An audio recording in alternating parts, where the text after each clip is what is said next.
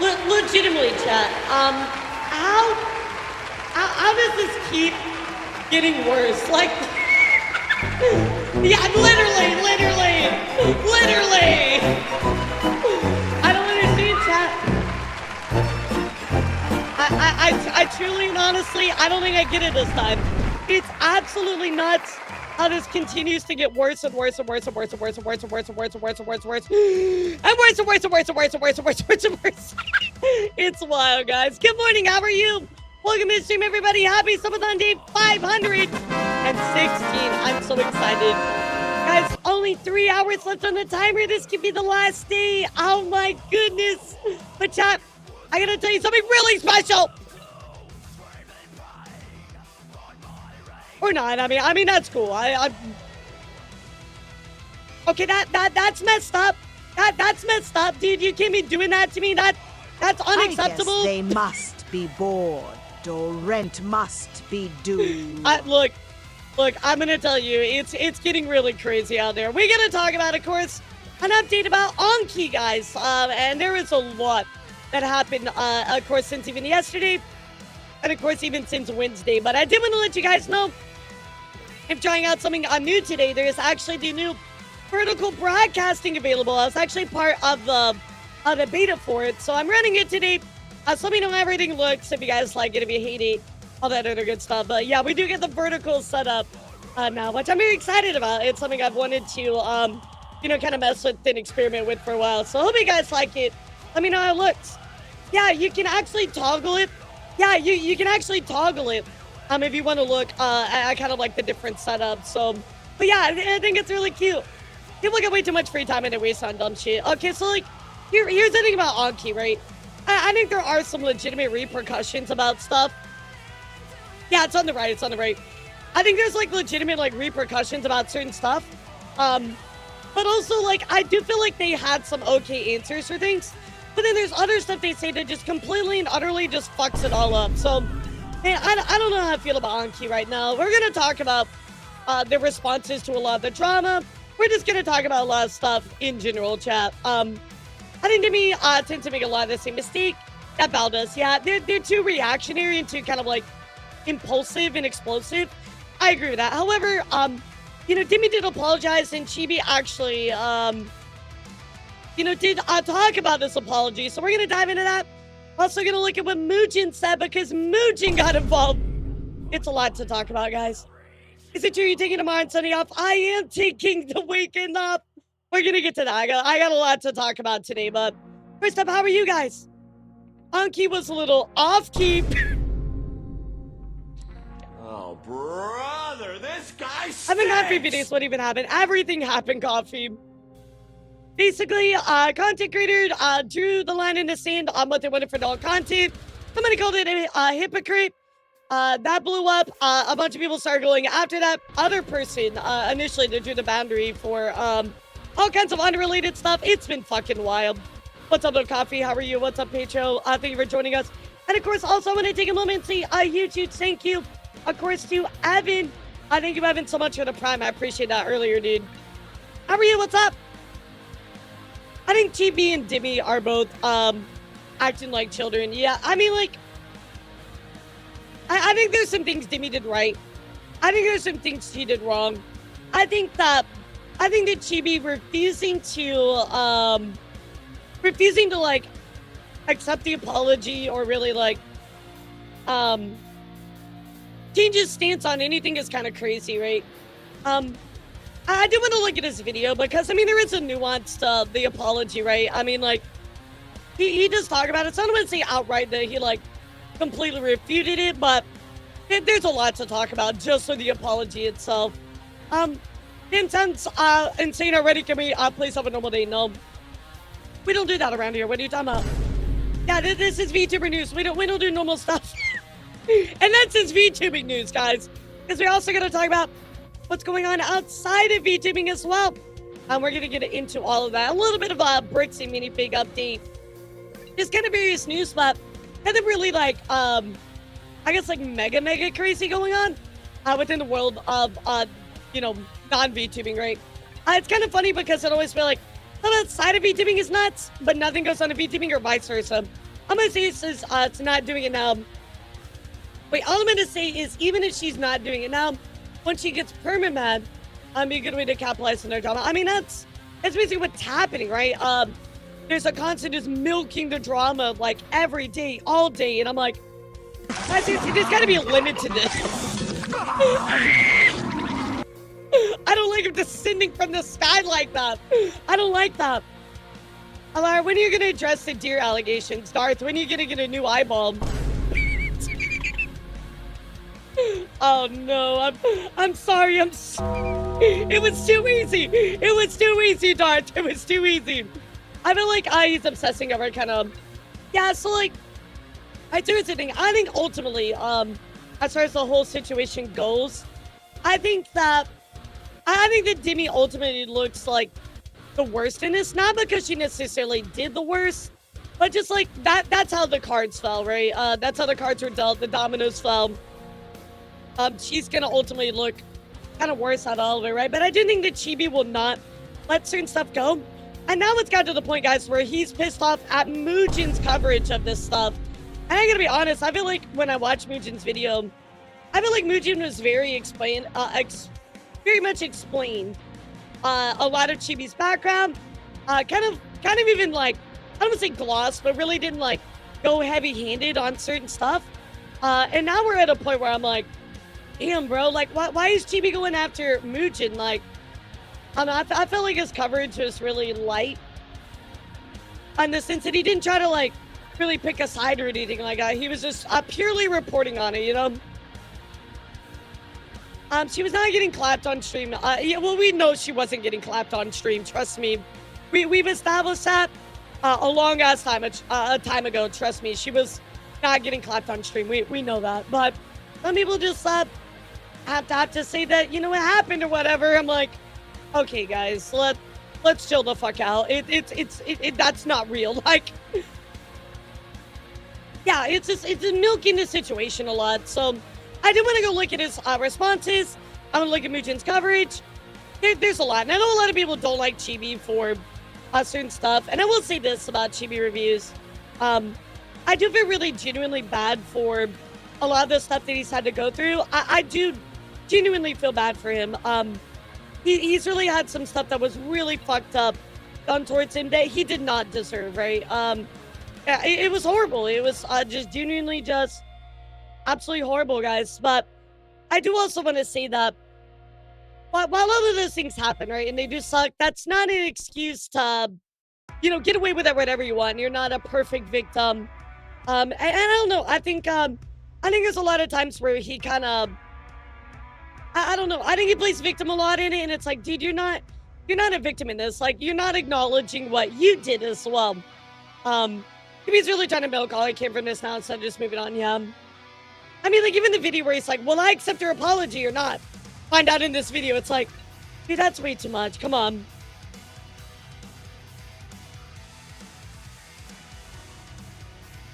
Chibi reviews, he's just milking it. Yeah, he's just milking it, like, really, really hard. I don't like him being the slightest, but I don't think all the bad.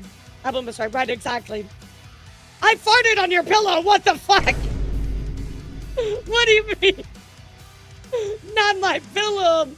I need that.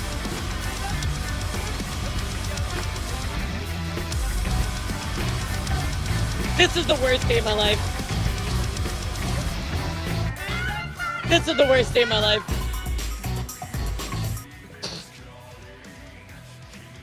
Alright guys, one moment. Hold on just a sec.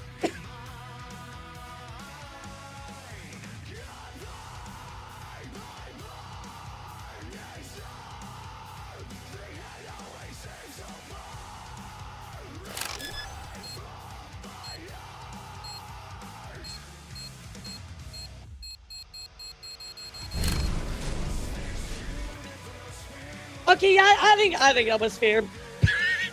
I think it was fair. Oh my god. So, really quickly, guys, just to put this out there, since I'm kind of flummy today, I will be taking this weekend off. I will not be streaming. I know, guys, so sad. So depressing, guys, but I'll be real, guys, I really need the time off. I need to rest my voice really hard. I can feel it. So I heard Chibi supported Ice, but question me no slices. Yeah, I'm not gonna get into that, but that is true. He does. There was a thing like that. Thank you for so giving us up to Pink Eye Giver, and you taste like step. You taste like step, bro. I'm flipping out, dude. I'm flipping out. What do you mean? Need a break, maybe get some, let me help and all that. Oh, trust me, I've been drinking the, tea like crazy. I think it's just because I've been, doing this Ramadan so long. You know, it kind of gets in my throat after a while, but, yeah, I'm going to be taking this weekend off. So everybody, 07, yes, I'll be off this weekend, resting my voice. So, Salt Lake, what are these gifted subs? Why are we in a hype train? Oh my god, I will be resting. Well, I guess it's a good segue to talk about some craziness going down, chat. Oh, yeah, I guess oh my god, dude. Well, let me throw this at you here really quick, chat. I did want to let you know about what has started actually today, and that is Subathon Summer, guys. That is right. Subathon Summer started today, chat. Bro, I love Oreos. Don't make fun of me. Today, chat, we are starting Subathon Summer. We have extra opportunities to add time. Here are all the sub counts. Wheel spins every 5 subs. You get a wheel spin. Of course, bits are worth 30 seconds or 100 bits. Thrones and donos are 2 minutes for every $1, which I think is incredible. And of course, every raid is 3 minutes. Every follow is 2 seconds. And our hype trains, level 10 and up is 1 hour. Level 20 and up is 2 hours. So I'm very excited to start. I know it's something that you've all been looking forward to big time. And something that you guys earned. So thank you so much. I really do appreciate you. Thank you for giving us up to League of Lesbians. me and Lumina said are like, yo, what's up? Yeah. League of Lesbians, oh my god. League of Lesbians. Where are you finding these names? Yeah, these names are fucking amazing, by the way. So, Anonymous, thank you for giving us up to my search history is 2D girls. You really are a chat member. Yeah, you really are a chat member. How do you need to rest your voice? Does it been if you talk a lot on stream? How many streams you do? Regardless, nice to you. Take care of yourself. So right now, I've been streaming every day because of my subathon. So I've been streaming every day. So I take 1 weekend off a month to really rest my voice and kind of recharge it. I also don't really talk much outside of streams except like calls and, you know, things like that. But yeah, I really try to take care of my voice big time because, yeah, it do be hurting my voice a lot. So, hugged by daylight. Where are all of these fucking subs coming from? I'm scared, chat. What the Coachy cheese? I don't like this, chat. I don't like this. That's fucking wild, guys. What the hell? Thank you for all the gifted subs. I appreciate you. Honey does help. So I drink tea. It's called throat coat. And I put honey in it, which helps a lot. So normally it's too hot for me to drink right at the start of the morning. So it takes me about 30 minutes to really get my voice kind of warmed up. And then I'm pretty good. But unfortunately, I get very flimmy. So I apologize for that, chat. Yeah, I do be kind of flimmy. So sorry about that. What's up, guys? Thank you so much for the follows. And good morning, guys. I'm going to miss you all this weekend, though. It's definitely going to be kind of sad without you. But look, guys, let's be real. Let's be real. I think you're fucking tired of me. You're like, this fucking elf lady? Nah, get that shit out of here, bro. Get that shit out of here. At least it wasn't an honest time for the daylight one. Yeah, true. Jesse, like, outed himself. You're Roddy? What the hell is Roddy? I was gonna miss it. Oh, you're right. Yeah, I am right. Nah, I'll miss you guys. I will miss you. That's a lot. But I do think that, I gotta take my weekend off to rest my voice. So can Toomsy run their channel in your place? Absolutely not. Absolutely not. Are your nails fucking you up? Hey girl, this is why I don't do my nails ever, because I can't type on my keyboard or play guitar. Like, also thank you for the sub for thanks for the memories. I'm sorry, not memories. Thanks for the memories. Thanks for the memories. Even though they weren't so bad. She tastes like you, but sweeter. Oh my god. Oh shit, that made that really Elf sussy. lady, I'll rather watch the World Cup. That's true, yeah. I mean, I think I am better than the World Cup. Right. Right. Yeah, I think I am better than the World Cup. Let's be real. I'm sorry I'm late. It's laundry day. My mom called to hark on my foot about my roommate's insane decisions. What happened with your roommate? I'm sorry, dude. That sucks. Thank you for giving a sub to Wyatt's. Is it sticky Oni? I mean, let's be real. If it's not sticky, that's a problem. If it's not sticky, I feel like that's kind of a bit of an issue, bro. What? You're doing something wrong at that point. Oh my lord. What the fuck are these usernames, dude? To go Kinder? I don't fucking know, dude. They're just going crazy with them. Where do you get all these from? Well, guys, don't forget we get level 10 hype train. We'll add an hour to the timer. I don't know. We might actually get to the end today, so somebody might win $1,000 today. Actually, Laura, you do got World Cups, right? Yeah, I got 2 on my own World Cups. Let me tell you, they're world renowned because they're of global size. I've gone global, literally. Yo, what's up, Alex? How are you? We are talking about a little bit of news today. In a follow-up to all of the crazy VTuber stuff, we're going to be talking about a little bit of things going on outside of VTubing as well. I'm literally losing my mind out here. And of course, we are trying out the new vertical setup. Hope you guys like it. Again, let me know how you feel about it. If you don't like it, if you think it's stupid, yeah, let me know. Let me know. I mean, I think it looks fun. I think it looks good. So, but we're gonna dive into all that. But I did want to know, guys, you know, with Subathon Summer going on, how much longer do you think the Subathon is gonna go down for? I mean, I don't know. That timer is pretty low, so maybe we'll go like a few more days after I get back. Bit hard to chat in vertical mode. Yeah, I'll be honest. I did try it out last night. It's not my favorite. It's all right. I don't know. It's fine. Is it great? No, it's just fine. Another 7 years. Oh my god. I've been gone for 2 years. What do you mean, dude? Shatter Dragon, thank you for the 5 gifted, dude. Thank you so much. Thank you, Shatter Dragon. I appreciate you, dude. Thank you so much. That's very, very sweet of you. Let's go. Let's get a big W for Shatter Dragon, guys. Thank you so much, dude.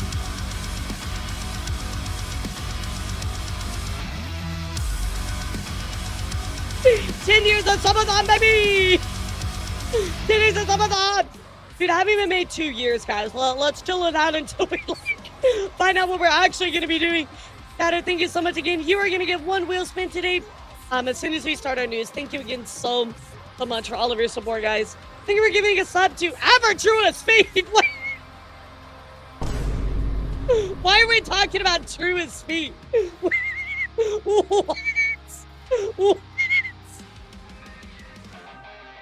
I don't like the vertical view. Yeah, no, totally okay, right? There's certain stuff that you're not a big fan of. I can totally understand that, you know, like, that's why I'm going to be streaming in both, just to try it out, kind of see how it is, you know, before I decide if I want to keep it or not for sure. But, I don't know, I think vertical is kind of interesting, especially for, like, TikTok, stuff like that as well. But I do know OBS is, like, super heavy on my PC, so I kind of got to make sure I check it out. I think a gifted sub somehow found its way to a blue Twitch with that. That's what I'm saying. I'm like, holy shit, guys. Like, now they're going nuts with that one. Oh my god, I haven't talked to Trua in forever. I hope she's doing good. Who here watches Trua? How's she been doing lately? Oh my god, this tea is so good. Holy shit, it's so good. It's so yummy.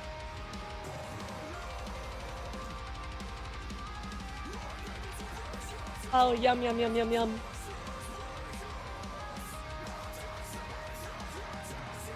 She's doing good. Might be time to reach out to her. Gotcha. Yeah, I might need to. Like, I know she went on a break, so I haven't talked to her in like a really long time because of that. Vertical mainly works for shorts, not a full-blown stream. I mean, like, I don't know, on TikTok, a lot of people do it that way, Kage. So, I think kind of the next eventual step for at least Twitch was to kind of adopt that vertical style. But I don't know. I feel like you have to force it in a lot of ways, you know? So, like, I went with a more interesting layout because I wanted you guys to be able to look at everything really quickly. And you'll see that here in the reacts. But, like, this is kind of the layout that I used. And I'm like, I feel like this is probably the easiest because you can easily look at, like, the screen and, like, the webcam. But I don't know. I feel like vertical is just not made for live streams. You know what I mean? Like, you have to cut off so much. Like, for me, I have all these reacts and all this craziness. It's just kind of weird not being able to activate that in some kind of way. You know what I mean, chat? So, I don't know. I guess it's the only, like, downside to it. Yeah, I think that's all I'd say about it. Vertical is not for live streams. Yeah, I agree with you, right? But sadly, like, Snazzy King, the future of, like, live streaming is very vertical, right? Again, look at TikTok. YouTube even does vertical streaming now as well. It's a very, very normal thing that a lot of websites are doing. So you're just starting to deal with it. Did somebody redeem random too? Yeah, Strange Dude did. That's why I was wondering. Vertical works well for chatting, but not much else. Yep. Seems like you'd have to have the proper setup for it. Sure, like, I can understand better for, like, face cam streamers or people that don't have, like, a bunch of redeems. But, like, for instance, like, I saw Yomi in here earlier, so I'll use Yomi as an example because it's kind of the same as me.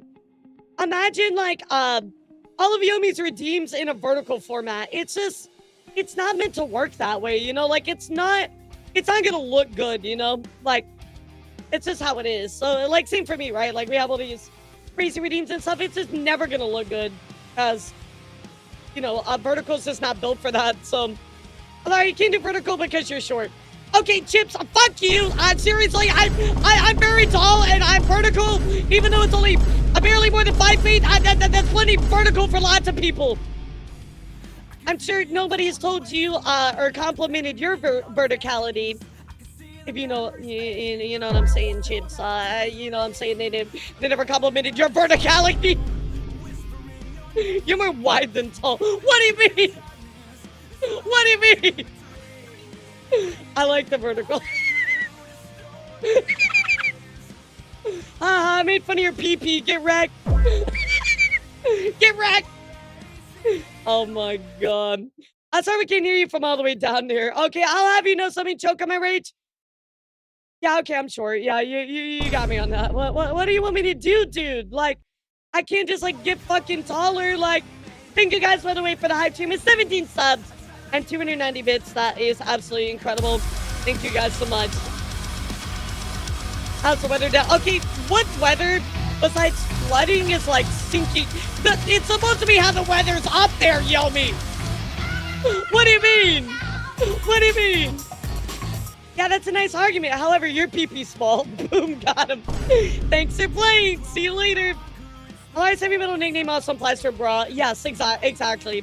But it also applies to, like, my boobs in general because, you know, every time I seem to go to the airport, they set them off. So there's some kind of a metal in there. It's obviously for my piercings, but yeah, every time I lose going to the airport, I'm scared to go to the airport now. I'm like, okay, so I can't wear a wired bra. I gotta take my piercings out or put plastic ones in. Like, I just can't win. I can't win. Thank you for giving a sub to Neodic. Oh, I just got that. I love that. Because unlike tall people, you're not tall enough to reach the clouds. How tall do you have to be to reach the clouds? Holy shit. I was like, I don't understand this name. Is this like actually gifting a sub to somebody in chat? You like VTuber models? Do you like VTuber models too and just remove them? Oh, okay. I mean, I can do this dance. I can do a flip, but I don't think I can just remove it. If it makes you feel better, also set up the metal detector. I just don't get the get out of jail free card like you do. I mean, I don't know. I have plastic piercings, so I think I'll just put those in. I'm just like worried about the bra I wear now. Well, she would think they would like have a thing to detect, like, you know, like underwire in a bra, but apparently that sets it off sometimes. So thank you for giving us up to Mike Roddick. Wait, Mike Roddick? Mike Roddick. Mike Roddick. I don't know, sounds normal to me. As I'm trying to give Void the setting the detector off, that is staying in a bucket for a few seconds, yeah. I like the little scanny thing they do, but if they make you walk through the actual detector, oh, I'm fucked. Yeah, I'm super fucked.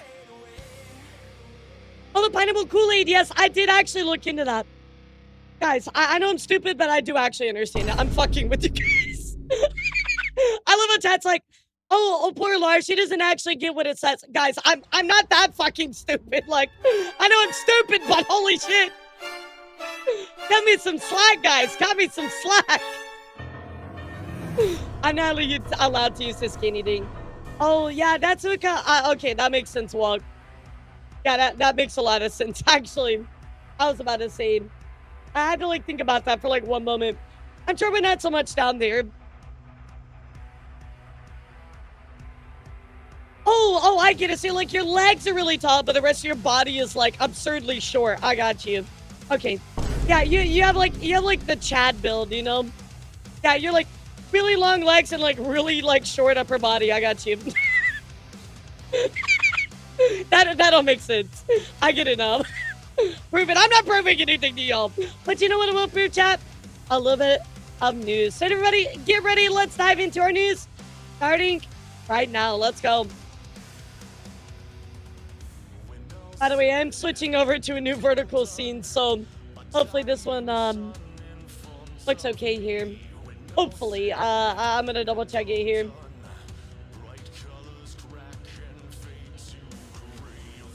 Spin the wheel, make the deal. Yes, we're definitely gonna be spinning the wheel.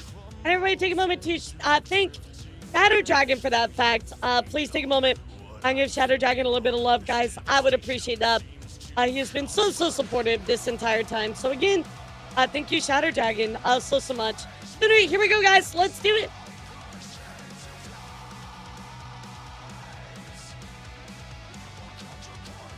I wonder what we're gonna land on, chat. I'm excited. I'll be getting a good wheel spin. Not double punishment. Not double punishment. Okay, all right, never mind. 3 minutes. I was about to say, I was like, wait a second. Please, have mercy.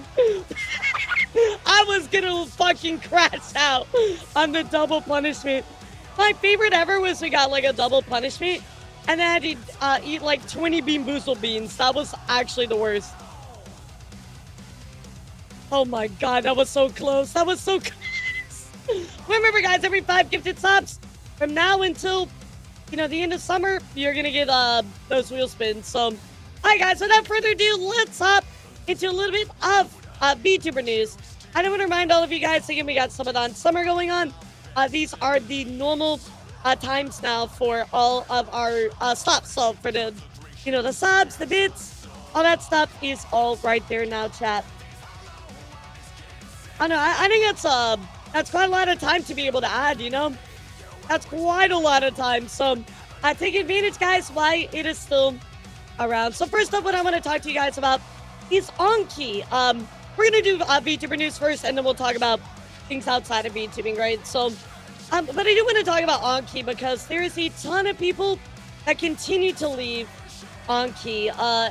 People like v.lol.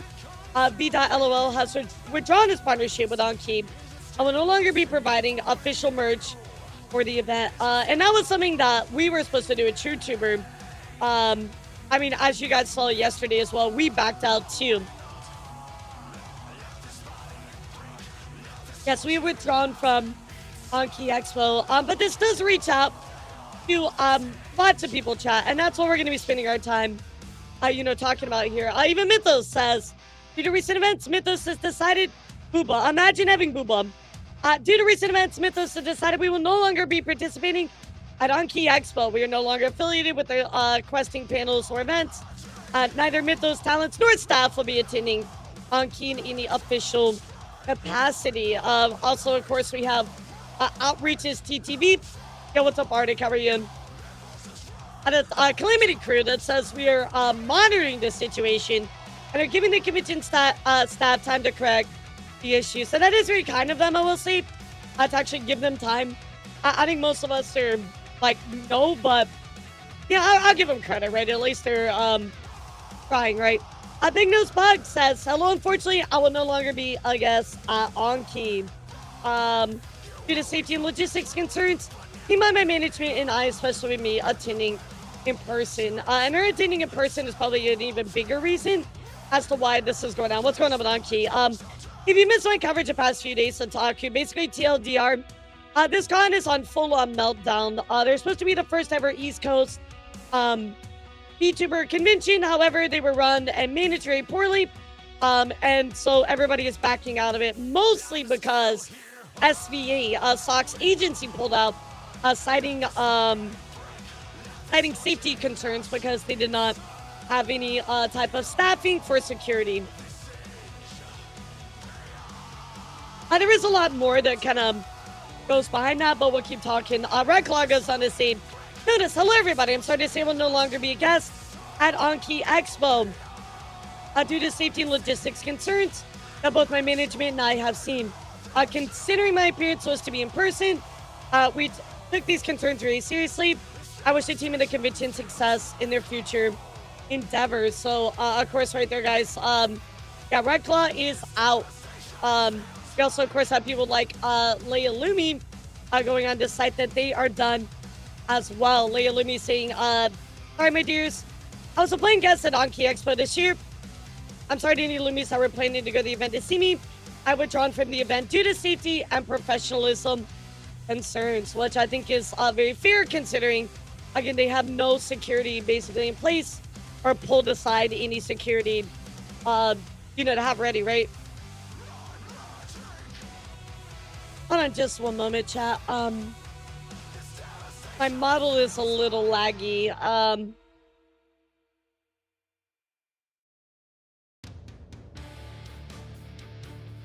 I'm just gonna turn off a source and see how that works.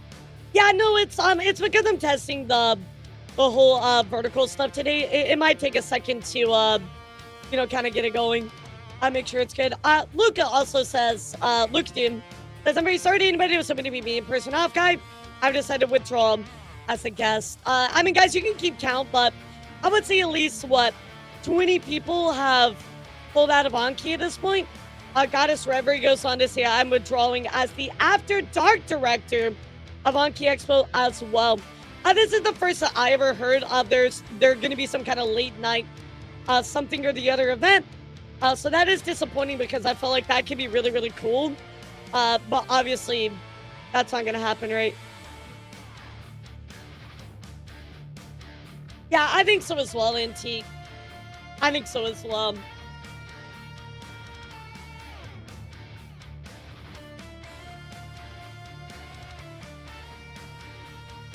Sorry, just want to readjust my chair really quick. So, of course, Celine also saying, notice, I was one of the unannounced guests for Onkey Expo.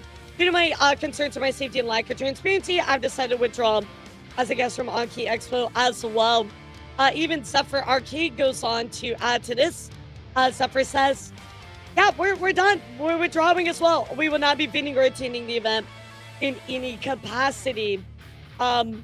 So we lost all of these people. We lost, like a nighttime event. Of course, even BT Card says, we're sad to announce our departure from Onkey Expo. With the current state of things happening, we made this decision so that we can give Onkey the space they need to deal with the situation. I know there's a lot of things coming out, but our time with Onkey working on cards for guests was a good one. So, payments were made on time and staff are always respectful. We wish Hex and the rest of Onkey staff the best, and hoping you get things in order. So, I do think that while we've heard a lot of bad feedback about the event, right? It is good to hear that, at least somebody had one good experience. But I think for everybody, they just want to back out because of safety concerns, right? That's the biggest problem. Of course, Gentle Girlfriend ASMR says, notice, I will no longer be a guest at Onkey and would not be attending in any capacity. This continues, chat, with even more people backing out of Onkey Expo, saying things like, notice regarding Onkey, I've decided to step down as a guest from Onkey Expo. First, I would like to thank staff for the kindness they have shown me. I may be treated well and hold no grudges. I wish for the con to succeed. Should it still happen, to wish the best for staff. So, Onkey was the first con to accept me as a guest. I've been incredibly unlucky in my pursuit for these opportunities so far. That does suck, especially when they give you opportunity like that. Kind of had a hard time, and then it's taken away from you. So, I hope you won't let that discourage you, Raya. I'm really, really wishing you all the best. Yeah, so literally, Killa, it feels like it's like fucking DashCon. You know what I mean? Like, imagine everybody shows up and they're like, yeah, so we never secured the actual, like, venue. Whoops. Sunny goes on to say, I was supposed to take a table Onkey, but due to all the recent events, I feel distrustful and would be dropping out. I was looking forward to a table at an East Coast VTuber Con, and I ignored a lot of red flags that I saw and wanted to believe in it. I think we all just wanted to believe in it, right? In chat, we actually have a Google Docie about the situation here. Oh God, the Google Docie. So anyway, let's see what Zungi has to say about Onkey. Was there a threat of Onkey? No, but I think people are very concerned about security, right? So let's kind of take a step back for a moment, guys. What has happened within the past year? And when the past year, I mean literally like a full calendar year. What has happened that was very, very, very, very polarizing and very, very important to talk about safety. There was something that happened in the content creator space. Does anybody remember? Oh my God, Zongi, you're good, cutie, you're good. How are you, sweetheart? That's when it would be a fine event for the risk teams. Just not worth it, pretty much. Exactly, leaders, right on it right there. TwitchCon in Amaru, guys, because of the stuff going on with Amaru as well, and the things that happened with that, I think it has brought safety in the content creation space to the forefront in everybody's mind, right? And because of that, chat, everybody wants to make sure that they are protecting themselves as much as possible, and of course their guests as well. So, I think from just like a ongoer's perspective, or like a guest perspective, it's really, really important to have a plan for safety in place. And if you're not considering that, I think you've made a very dire mistake. So anyway, let's see what Chris Songi had to say about the situation, chat.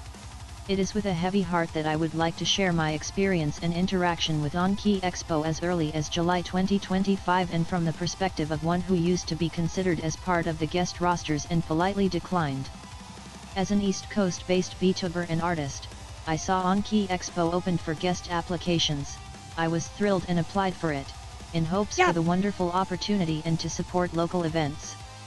I got a response in late July 2025 through an email of my acceptance, and thus we began our process. Once I reviewed the guest role in their convention Discord, my manager from Aria Production joined in as well for the process. The location was announced in public. It was further in distance than I originally expected, but understanding this is a startup convention, we didn't ask for hotel stay compensation or the like. However, we asked for possible gas mileage coverage, along with other concerns upon reading the general guest agreement.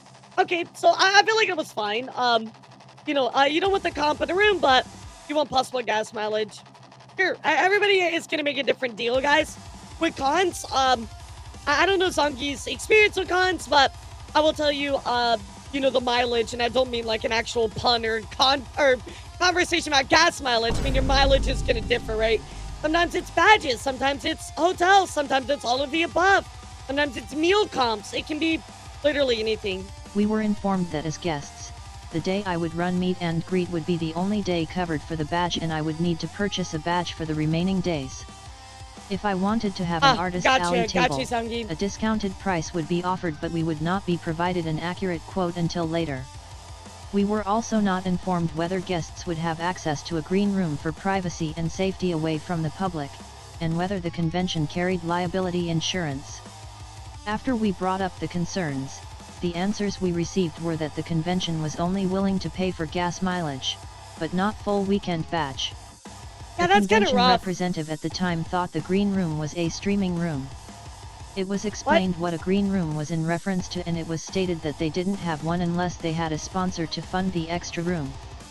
My manager with Aria Production asked for an addendum to the contact to be made that stated that Onkey held valid liability insurance. Yeah, I I We didn't were know about advised this that about if we the would like that put in liability the contract, insurance. then That's they would need to actually a big deal.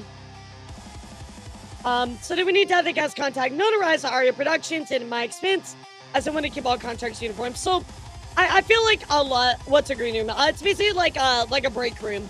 It's like a room for guests to go to and just relax, almost like a VIP room, kind of. But looking at this as well, it seems like I'm seeing a habit of a lot of people pushing of Onkey in particular, pushing a lot of their costs onto their guests or other people, right? And I understand it's a first year, it's a startup. I get that 100%, right? I do understand that. But at the same time, it's like, there's only so much you can do, right? And if you get to a point where you're like, hey, this it doesn't really make sense financially anymore, then don't hold the con. Also, I just room for safety. They need to step away from public, right? Yeah. Sorry if I didn't make that clear, guys. Like, it's like a room for the guests and like a VIP room, like a chill room. But it's not a place that like a normal like visitor of the con can go and access, right? It's like a place only for special guests or VIPs or staff or things like that, right? It's like a break room is the best way to put it. It's somewhere where just normal visitors cannot access. So sorry I didn't make that clear. Yeah, it seems like I'm looking at a lot of what's going on with Onkey, and unfortunately, chat, kind of a reoccurring thing is they push a lot of costs onto the people they want to bring on. Which again, part of your budgeting for a con is bringing on people, right? Can I give you guys like kind of a similar example? So you guys know I used to be in the fighting game scene, right? So whenever there were big events held in Orlando, where I used to play a lot of, I know that the tournament organizers, like when we would have like really, really big events, right? Yo, what's up, Kono? How are you? Really, really big events, right? We would invite certain players, right? Like top players. And normally you would comp those players something to show up. You'd be like, oh, like, we'll pay for your hotel, or, oh, we'll pay for your meals or something like that, right? Or we'll give you free entry into the event, stuff like that. So normally you want to have a budget set aside for a bigger, a visitor, or sorry, guest to your event, right? As someone who worked as a guest relations or con, it's so weird to have guests pay for stuff. When they're guests shouldn't have to pay for anything to be guests besides maybe for the hotel. Exactly, Queenie. This is very abnormal. Which again, I do understand to a point. This is your first year con. There's got to be a little bit of grace, but also like, how much grace are we going to keep giving these people, right? Like, there's got to be a point where we're like, okay, guys, no. As I used to run small conventions many years ago as staff, artist, and secretary, there were a number of things that were unheard of in this whole process. So to ensure personal protection as an in-person guest, I consulted a friend with experience and understanding in guest relations at local Massachusetts conventions and related to my manager. With my manager having experience in running successful conventions in the Arizona region with a team, and notes from my friend, he went through each note to address the feedback and hoped for an updated agreement, that we could make the opportunity possible. However, the updated agreement didn't go through and the convention refused to budge, and it took a while of expressing our concerns before they were willing to cover the full weekend badge for my appearance. Afterwards, we saw the additional guest meet and greet pricing announced on the guest channel, in which it was unheard of to charge guests to appear as guests for longer hours. Yeah. I'm the friend. Okay, gotcha, Queenie. No, that's awesome though. Like, I think whenever you don't know, right, I do encourage everybody to partner with somebody that does, right? You don't know something, ask and learn, right? But that's great that you reach out, especially to somebody in Massachusetts as well. I mean, for me looking at this, I'm already like, that's abnormal. Maybe it's a Massachusetts thing. I mean, I don't know. You know how the massholes are, so I'm sorry, Massachusetts people. I'm just telling you, what my friends call Massachusetts people, which is a masshole. So, but regardless, like maybe it's different, right? Every state is, different, but I don't think that's the case with it being just, Massachusetts thing, right? Fat Man, thank you for giving us up, dude. I didn't feel safe to be there in driving. person, okay, gotcha. especially when there were several details that were Look, uncertain I'm just and relating information. We decided to decline my guest appearance I'm for this relaying year, the information, but okay? wished them the best. The next day, without any word from Onkey, both my manager and I were removed from the guest role in the Discord. My experience with Onkey had led to several self-doubts and I was left feeling as undervalued and a bother. But I truly wish to one day Songy, have it's an like East Houston, Coast VTuber Texas. convention to happen, and I hope for Onkey Expo to be able to learn from these concerns and improve moving forward. Yeah, exactly. Thank you but so much for listening sadly, to they my did not. experience, and please do not harass the convention staff and those who I are still wanna see planning this to really attend quick, it. right here, because this sounds very similar to like Akuma Miko, right? Like it's a decision off the cuff that somebody makes immediately, and it's done without like any type of process or anything like that, right? And it's very problematic. There's got to be a process for everything, and sadly, that was just not the case here either. So they removed Songy and the manager from the role. Give me like a Kumamiko. I mean, I'm not saying like a Kumamiko is innocent of the stuff that they did before, right? But there was no process, right? So I think this is kind of indicative of the issues that we see for Onkey as a whole. I'm sorry you had to go through that, Songy. It really sucks to be treated unprofessionally, right? Anyway, guys, Red Claw did decide to talk about some information that he actually had went through. So let's go see what Red Claw said here. Rima actually went on to tweet this out. It says, Red Claw claims Pinbun, the founder of Onkey Expo, fell ill and is not being the active operator of it. It was basically formally stepped down. I got to this new CEO, who I don't know, it was Hex, apparently, still in charge. However, it seems guest partners and vendors were not made aware of this change, which we did look at these screenshots yesterday, chat. And I will reread these to you. Thank you for the party, guys. Thank you. Yeah, we need a little bit of good feelings in all this. Yeah, of course, Songy, have a good rest of your day, cutie. Thank you for coming by. Of course, also, have fun with your family. Google Donkey Deliverer. Thank you, Kuram. Of course, we are. Not a problem. So, of course, looking at this from yesterday, guys, Zion just kind of wraps it up here. The whole issue with everything is communication. Hex can answer whatever he wants, but it's the fact that nothing has been communicated between partners, vendors, sponsors, and information is coming from a third party. Because Oshi Flavors was under the assumption that Pin was CEO until this moment, as was Bimbo. So, basically, Pinbun did step away, but it was never communicated to anybody about that stuff, right? Considering the Onkey is claimed repeatedly within the 48 hours of the past, we built on the trust of the VTuber community. Nothing has been done to earn it. What does Onkey intend to do going forward to right this issue? Lamilla says I was made aware of staff changes by my company a while ago, as it was giving us the reason for slow responses, but never told him what capacity those changes happened. I thought perhaps it was volunteers moving around, not the whole CEO. So you can see this whole communication to you as well, Songy. I think that the communication about the changes were just not there, right? And they certainly failed on that in huge regards. So let's see what Red Claw is saying. We know. Pin had to step up. Pinbun, the founder of Onkey, fell ill, and because of that, had to stop being the active operator of it, and basically has formally stepped down. But Pin has not been directly steering the ship for a minute. This new CEO, who I don't fucking know, That's Hex, by the way. apparently is still in charge. So, I mean, Red Claw is kind of right. Pin stepped away for health-related reasons, allegedly. We don't know anything about that. But also, to add to that, too, Hex is the one, Hex, not X, sorry. A Hex, like, I'm going to put a spell on you like a Hex. Hex goes on to kind of take everything over. And again, we don't really know exactly what this means, what their credentials are, stuff like that. But Red Claw goes on to say, wanted to reinforce some things since this clip is being shared. I'd only found out about Pin CEO status yesterday after reaching out about my own security concerns.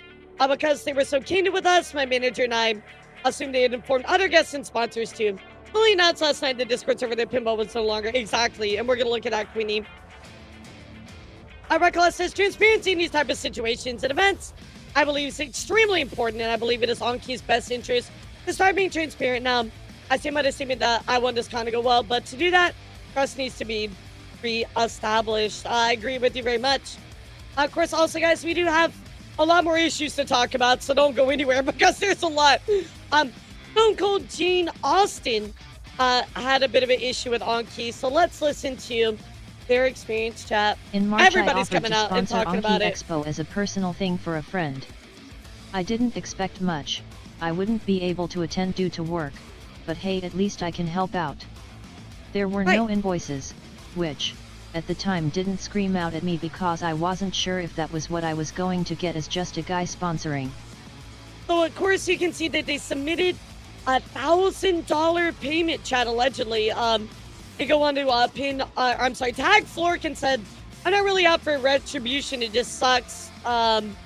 You know, I said retribution, I'm still looking for restitution. So looks like they donated $1,000, guys, but there was no invoice. Didn't really give details about sponsorship benefits, nothing like that. What happened after just kind was of took just their money, it looks nothing. like. I sent stuff for promotions, to get added to a website, etc., and nothing. I don't normally do anything for the spotlight, however, to get absolutely nothing sucks. Yeah, there isn't that's any crazy. NDA or anything. I'm just a guy that was trying to do something and I'm pretty much out the money, I think. Don't cry for me, Argentina.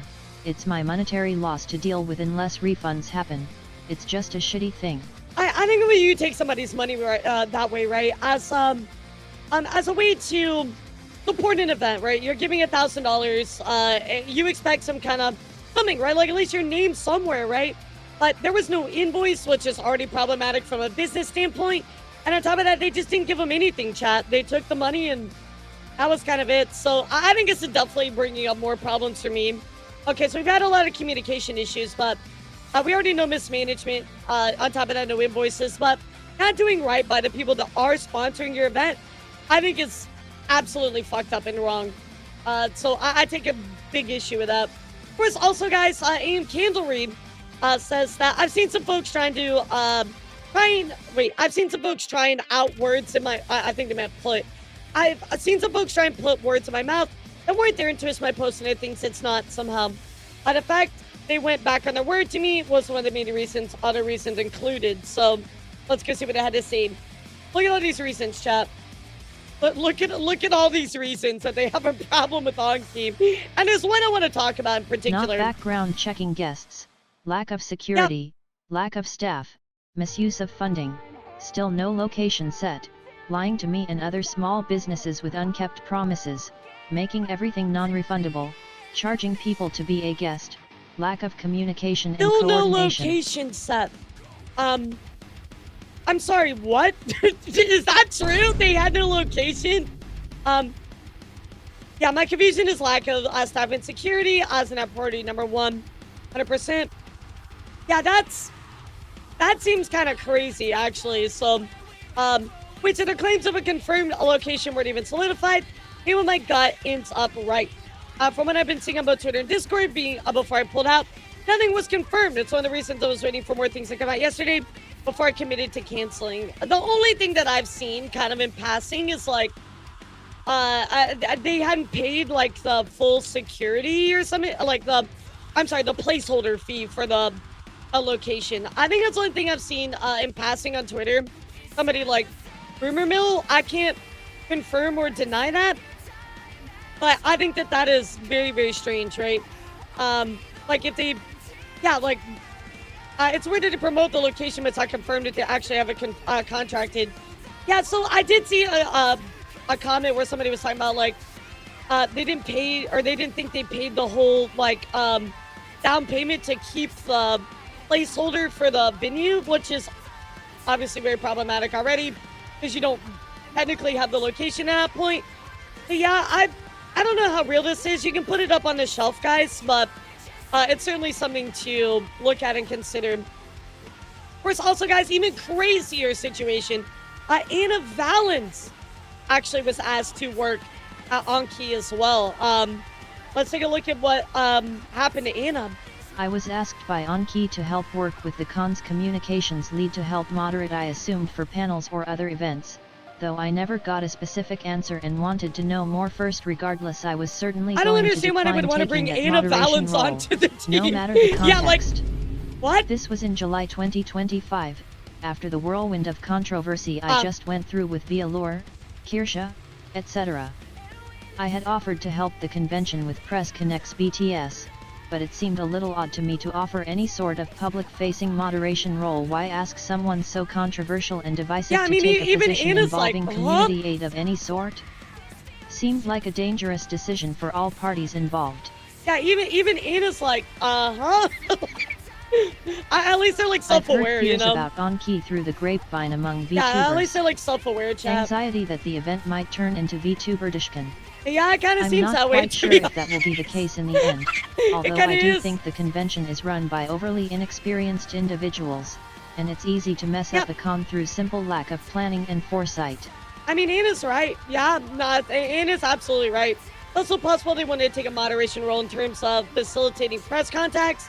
Never get an answer what they wanted me to moderate with their communication lead. It's a confusing circumstance. I'm a bit nervous about the con. There you go, guys. Pretty crazy stuff. Of course, we did actually get a little bit of confirmation of some stuff where Pinbun did step down due to health concerns. And again, none of the guests or sponsors were informed about this, as I showed you. This is the one from yesterday, but I wanted to follow up with this. Of course, also, guys, we have some questions here about ticket sales, because Stella says, oh, one other thing. Onkey Expo is a for-profit convention. Non-VIP tickets for the event as a first-year hotel guest are $90. For reference, Otakon, a massive convention with guests from around the world that's been going on since 1994, is $100 in non-profit. So definitely sounds like they're running some stuff very strangely, right? But this is also going to bring up another problem too, because Hack says, are you guys filed as a nonprofit? Or Pimpun says for profit, right? Also for what donations are. Thing is Onkey looking for being a nonprofit or for profit or nonprofit, right? Of course, Kumi says right now it's a for profit LLC, and of course here are the prices of the badges in VIP as well. This is going to bring up a bit of a problem, which I will say this, just to add to this, I do know that there is a way to compensate people outside of just paying them directly like funds, but Lily B says, I don't know who needs to read this, but if you're running a convention and you want volunteers, it needs to be nonprofit. It's illegal to have volunteers as for profit in the US. Those are considered employees and need to be paid at least minimum wage. Please, I beg of you, if you're running a convention, not only work with people who've experienced doing such a thing, probably also reach out to a lawyer for your contracts and figure out how to structure everything. I mean, entirely true, right? Very, very good advice. The only thing that I will say, chat, I will add to this. Also, reading your contract before you sign. Talk to a lawyer if you don't understand the terms. Ask questions and negotiate. Talk to people you trust if there's something that concerns you or you're not sure if something is normal. I'm screaming. I don't know for sure. You know, take this with a grain of salt. But I feel like I have been to for-profit conventions and had friends work it and not be paid in the traditional sense of like hourly, to get compensated in some way or another. So I don't know if there's ways around that. Again, I'm not an expert, but regardless, right? Like, you got to run your convention correctly. You got to make sure it's legally sound, etc., right? It's really not hard if you go through the proper channels. So, of course, guys, Onkey Expo did actually make, there just has to be some compensation. That's what I kind of figured, right? In one way or another. And you kind of waive some of the other payment rights or whatever. But Onkey Expo did actually make a formal announcement about Akuma Miko. So let's go take a look at it. Because now we've had other people leave. We have some legal issues, all kinds of other stuff. But again, I want to go back to the Akuma Miko stuff we talked about a lot with Vicky yesterday. But some of you might have missed that. Announcement. The VTuber Akuma Miko is no longer guesting at Onkey Exactly, Expo. Pasta. That's the biggest part. This has been announced in the Conventions are Discord since it was difficult. You first can't just brought be to like, my attention. I'm just going to I do one for apologize fun for lack of because it's updates not that here. easy. I will be trying in the future, but my hands are full. When notified, I spoke with them and their management, and it was decided by both parties that it would be best if we parted ways. So, I guess they said they were notified, and of course they spoke with the management, decided by both parties it'd be best if we parted ways. So, I know this brought up a lot of conjecture where people were like, did you act immediately or terminate? Which we did discuss a bit yesterday. It looks like they terminated her without really vetting, contacting. and I am not able to find out as I offered my volunteer staff an out when sponsors started leaving, and they chose to take it. I don't know, Pasta. I This feel was like we handled forget as soon as history. I saw. History I is destined to apologize it repeat took so itself. long to make an announcement here, but I am one person, now. I will be updating both the X and our website to reflect recent changes. Please bear with me as I do my best to navigate this and set things as right as I can for all those involved. You know what? One thing I was talking about is like, you know, I think this was a huge misstep on not having a system in place to vet your potential guests. But also, I think it was something I thought about last night, actually. I think this was a huge misstep as well because you didn't have an offboarding process as well. You should have had something where if you're going to let people back out, there still needs to be the exchange of information, right? What's stopping you from reaching out to them even now? I don't know. It's just very confusing to me, right? We saw this yesterday where Kumimiko said, wasn't asked for my side or anything. My management is helping me. HR Chan did point out, of course, you know, hey, you're kind of giving confusing messages because in Discord you said otherwise. But which was it? Did you act immediately and terminate? Or did she come to you and withdraw? Well, we did finally get the truth of all of this where, okay, well, that's gone. But anyway, we did get the truth of this yesterday for this screenshot here where they were like, yeah, they terminated and then later contacted management. Which I think is kind of weird. Like, can you do both of those simultaneously, right? You reach out, you're like, hey, you know, I'm sorry, but we found out some stuff. We're not comfortable having you here. That's it. You know, we're done, right? Of course, also a Kumimiko management team actually made a statement here. And let's go take a look as to what they had to say. Kind of throwing out some legal, I don't want to say threats, but well, there's a little bit of, oh, we're going to document for legal. We are actively monitoring the Onkey situation, and would like to reiterate that the fallout regarding the Expo losing its partners was not correlated to Maiko's position as a guest. We are expecting a statement from Onkey Expo clarifying such sometime in the future. Defamatory statements regarding Maiko's involvement with Onkey and further harassment of Maiko is being documented for legal to look into.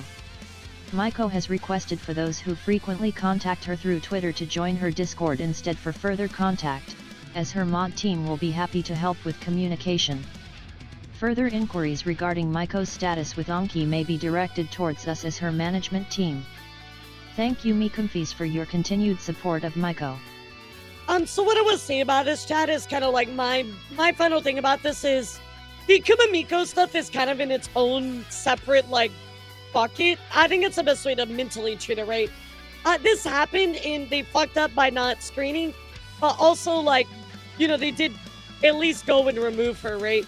The problem is there should have been a better vetting process, but I don't think this is a reason why anybody pulled out as far as sponsors and things like that, right? I do think that maybe some guests got all this and got very upset, started, you know, making a fuss about it. But I don't think this is any reason why sponsors pulled out. So I want to make sure that that's kind of very clear. Because I think it's like a big point of contention that a lot of people, I don't know, I like don't really have a lot of clarity on. So I want to talk about it. Oh, okay, that was the stuff about the badges yesterday. So chat, let's go take a look because this is all new. This is to talk about a statement they made last night. What did she do that part the other day? So leader, Kumimiko has a very long history of very controversial actions that they've done. I highly recommend you check out the VT blacklist on it. It's very extensive. It's very long because it's from also like several years ago, including like their non-VTuber life. It's kind of too much just to be like TLDR, you know what I mean? But I would definitely check it out. There's multiple videos. Like VT Blacklist has stuff. I think like the main one people say is doxing, so you can go look at that. But we here are the statements made last night over on the Discord. So let's go take a look at these. Pinbun says, hello everybody, it's Pinbun. I recognize my absence, has been quite noticeable with everything going on. I want to address some things. Onkey started a dream where I could build something special for the VTuber community. I wanted a safe place for everybody. A VTuber convention for those on the East Coast were unable to travel long distances. Look, I'll be honest, right? I love that you had a dream and I love that you wanted to do something, but you kind of failed at this point, you know? Like, now you got to take responsibility. And I'm looking for that in this particular statement here, right? Until recently, I've been acting CEO since Onkey's inception. Oh, sorry. We started this in all pretty immediate interest, spurred on by the community interest. I let the scale of Onkey spiral out of control to a point the team could not manage effectively. For that, I take full responsibility, and I'm sorry. Over time, that and being the more forefront of facing member of Onkey took its toll on me. For those that know me personally, know I have very poor health, and stress makes it worse. It's part of why I became a VTuber. I truly love the medium for how accessible it is. The stress has put me in the hospital multiple times, so when I got out a few weeks ago, I spoke with Hex that I physically cannot do anymore. Want to step away to rest. So here's my question. Really quick question, right? If you knew about this weeks ago, why didn't you, why weren't you forthcoming with that information? If you already had done that? Like, the lack of communication is what's killing me here. It's so hard to, like, defend Pin here because, you know, like, she's just not communicating anything. During this time, Hex and the rest of the crew stepped up and took charge of Onkey in my absence. I'm immensely proud of them for that. They did their best, right? My latest hospital stay landed me in for a week. Once I got home, I realized I needed to focus my health on home. I spoke to Hex internally and he agreed to take on the role of CEO until it felt comfortable discussing my return. As co-owner, he agreed. This was hours before SVA's departure. Hex first task. Yeah, in fact, Hex's first task as CEO, I don't know why I couldn't say that, was to join that conversation at the tail end. I'm still around because I still believe in Onkey, but I also want to take responsibility for the miscommunication and lack of experience on my end. Having Hex takes my place is the right choice for Onkey. It's been a pillar throughout this current storm that I'm confident we can make our way through. All right. I want to be clear that the majority of actions were made under my direction. Okay, we got ownership, including spending money on travel, and a VTuber model. These were things I would not benefit, that would benefit us in both reach and attracting more attention. So wait a second. You spent money on travel and on a VTuber model. Is that what this is? Hold on, let me pull this up. I was kind of wondering where this came from. Is that what this is right here? Like, is this a VTuber model? Why would you spend money on a VTuber model to promote your con and spend money on travel? What travel did you need to do? Like, maybe to visit the location, but that's kind of it. So you spent money on a VTuber model to promote your event. And you also spent money on travel. Is this money from the con that you took from tickets and stuff? Because, yeah, that's mismanagement of money. Yeah, so if that's the case, right, why would you think spending money on a model when most VTubers at a smaller size are not financially, like, on the positive end, right? They're not in the green. They're not, like, making money. Why would you invest money into a model to promote your event when your event is in its first year? Most VTuber stuff is not profitable for a long time anyway, and you spent money on travel. Like, I could see maybe going to the con to check the venue, but I feel like this is just mismanagement of finances as well. I don't know if it's that far, Captain, but it's definitely mismanagement, right? These are things I thought would benefit us in both reach and attracting more attention. Maybe they didn't want to, but that should have been a task for later. I'm going to tell you, Pin, if I was on, like, your board of directors, hypothetically, right, and you told me that, I'd be like, absolutely not. The first things that you got to do is, number one, secure the venue and secure the staff and secure the security. so you can actually run the con. And then number 2, everything else. You know, like, I truly just wanted to make something beautiful. I love this community. Hex is doing his best to make sure the Onkey can recover and succeed. Or to make sure everyone involved is fully taken care of as we bow out of the scene. I truly hope it's a format that the community can forgive our mistakes, large and small, and help put on a convention for those of you who are very much looking forward to it. I think, like, my whole issue with this is just, like, there's just so much mismanagement. And, like, I understand it's your first year and you fucked up and stuff like that. I'm just, like, I feel like a parent, right? I'm like, I'm not mad. I'm just disappointed, you know? Like, you know what I mean? Like, I'm not mad. I'm just disappointed. They made a VTuber model like a week after the con was announced. Yeah, see, that's such a misstep. That's such a misstep. I've also heard of, like, them spending money on other stuff that was not needed, but I don't know how much of a rumor mill that is or not, so I'm not gonna, like, speak to any of that, but, you know, so if somebody does, I'll report on it. Hex, who is now the new CEO. Hello, everybody. I'm Hex, current CEO of Onkey Expo. I've been CEO for approximately 2 days. Taking over the position from my predecessor, Pinbun, was internally decided she stepped down due to health-related reasons. So, here's my thing, right? I feel like being like, oh, I've only been in it 2 days. That's a little bit of misdirection, right? Because you did admit that you talked about it weeks ago. First, let me say I'm sorry for the last 2 days. I was trying to respond to everybody to the best of my ability, as truthfully as possible, but I was overwhelmed. And so I thank Flork for stepping in unprompted and offering assistance. King Hex at one point in Discord said that it grew so fast that the uppers got too ahead of themselves. But wait, what? But that's not true. That's not true at all, Queenie. They didn't grow fast. What do you mean they outgrew themselves? They didn't grow at all. Like, that's the problem. Like, their ticket sales do not reflect that at all. Yeah, like, that's not true at all. They definitely did not grow so fast. Like, no, that's not the case at all. Oh, the interest in the guy. Okay, all right. Maybe the interest, but, like, just because you have a lot of interest doesn't mean that translates to, you know, ticket sales, right? First, let me say I'm very sorry for the last 2 days. I was trying to respond to everybody to the best of my ability, as truthfully as possible, but I was overwhelmed. So I thank Flork for stepping in unprompted and offering assistance. W Flork, as always. We spoke for a decent while, and he laid it on the line. I'm very grateful he went out of his way to help us after we fumbled the ball so hard. While I was doing my best to be transparent and honest, he helped me organize my thoughts and provide a good starting point. I will start at the beginning. Well, I alluded to earlier, Pinbun has stepped down as CEO. This was a mutual decision that happened slightly before SVA left sponsorship status. We were going to announce it. After everything started happening, I was concerned people might start thinking the reason she stepped down was because of that.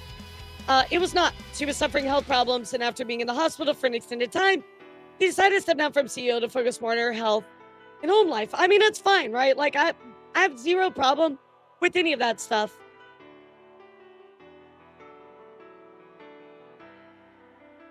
As co-owner, I assumed the role of CEO, and I played a very passive role in the forward-facing aspect of Onkey until now. Mostly as a silent partner during this changing of shifts where information was lost and miscommunications were had.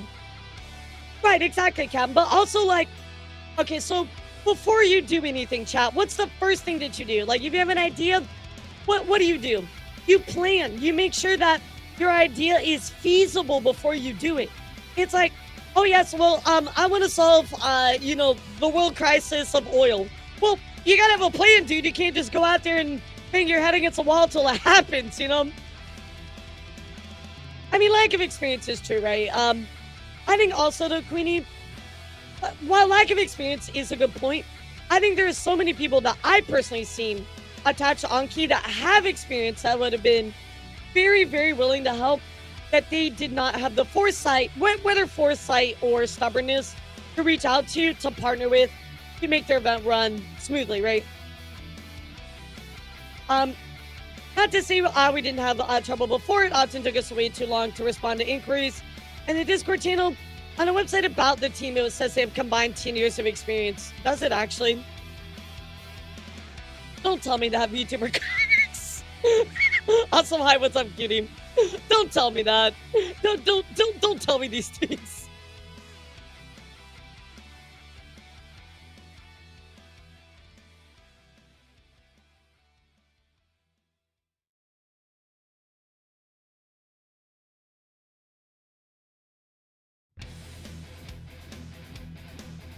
Where does it say? Oh, here it is.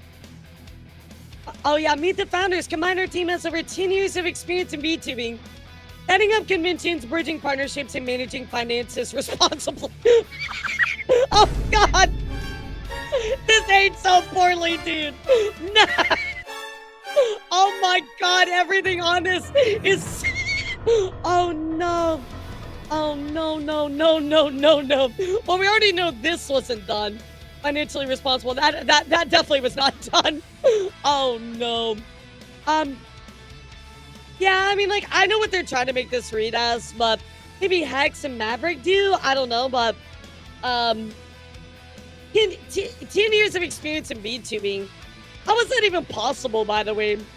Like, have they been VTubing 5 years and then be VTubing 5 years? That would mean you started around the same time I did. Yeah, I mean, again, I don't know about Maverick. I don't know. I feel like this is like a really either very, very, very, very poorly worded sentence or one where they tried to bolster their experience and then just that just aged like fucking milk. Thanks for pointing out, VTuber Comics. How are you? Good to see you back. Not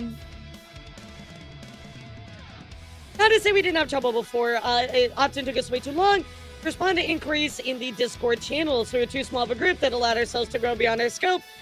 This became painfully apparent, and as the CEO, I was actively working on downsizing to more realistic level for a fiercer convention. Really quick question. Do we know how many tickets that they've sold?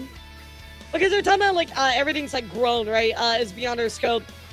How many tickets have they sold, Chad? Do we have like a number for that?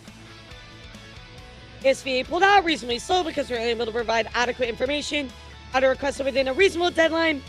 This in turn led to others following suit. Yeah, as I say, 2016. So I mean, have they been streaming since then?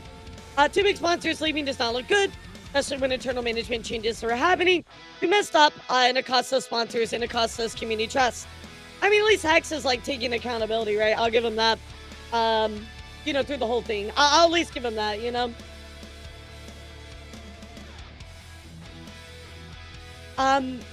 We messed up Onkey. Community, we grew too fast, too quickly. Oh, sorry. Been the common denominator, people's reasons for leaving, lack of communication and unresponsiveness. I'm already taking measures to fix this and will continue doing so. I'm also speaking with multiple con organizations with several decades of experience between them to advise me in this task. Messed up Onkey community, we grew too fast, too quickly. Got our scope without having the resources to back it up. And after that, I apologize. While I was generally in the background and not involved during these times, and these miscommunications, the lack of communications were taking place, I'm equally as guilty for my complacency. Sure. Again, I do think this is a pretty nice apology so far. A lot of accountability, which is good. By the time I took steps to intervene, the damage had been done. That being said, please be respectful to our staff who tried their absolute hardest to make something special for you. They were overworked and overstressed. Please be respectful to guests and talents involved. It had nothing to do with this. Please be respectful to partners and sponsors who chose to leave or chose to stay. We hold no ill will. I completely understand they're leaving in light of everything. As you may have noticed, I have been playing a much more active role lately, as I've been an active CEO and front-facing in communication. I'm seriously evaluating the direction of the convention right now, and where we are going. I would very much like to fulfill my dream of creating a fun, but smaller convention for the East Coast, but I'm just one person and we need the community support to do so. I'll be watching carefully the next few days to see how people feel. What I can tell you is I'm actively onboarding more staff members to improve communication and organization. That's good. I mean, guys, how do you feel about this apology so far? Yeah, how do you feel about it? While security and the former police were always going to be the convention, we've been working diligently to get more security at the con. Police cannot do bagger security checks and volunteers cannot touch attendees, which is why we're looking into security firms. Exactly. Due to our rapid expansion but limited staff, this will take a long time to coordinate. They keep talking about expansion and growth, but like, how much is their ticket sales? Like, do we know? From what I've heard, it was not at the level that they are talking about. But we still have several months to address the issues. We were unable to do so in a time frame to make guests feel secure. And as on us, this will be handled as soon as humanly possible. Safety has always been a concern for our guests and attendees. Yeah, right. No ukulele. How did Flork offer one? Offer what? This definitely should have been taken care of sooner for everybody's peace of mind. Before all this happened, we were starting to look pretty good on funding. Backing and support was coming in. Because of that, a security firm, I don't think so. I think he wanted them to get one. What's the deal breaker for him? Onkey allowed itself to balloon beyond its current abilities. Last number was told was low, but it's still got 5 months before. Do you know what that number was, Ahab? The ticket sales, do you know what that was? Money was spent where it should not have been spent. This is a constant source of internal discourse. So money was spent where it should not have been spent. So again, you know, the whole finance responsibly. I want to say 60 tickets.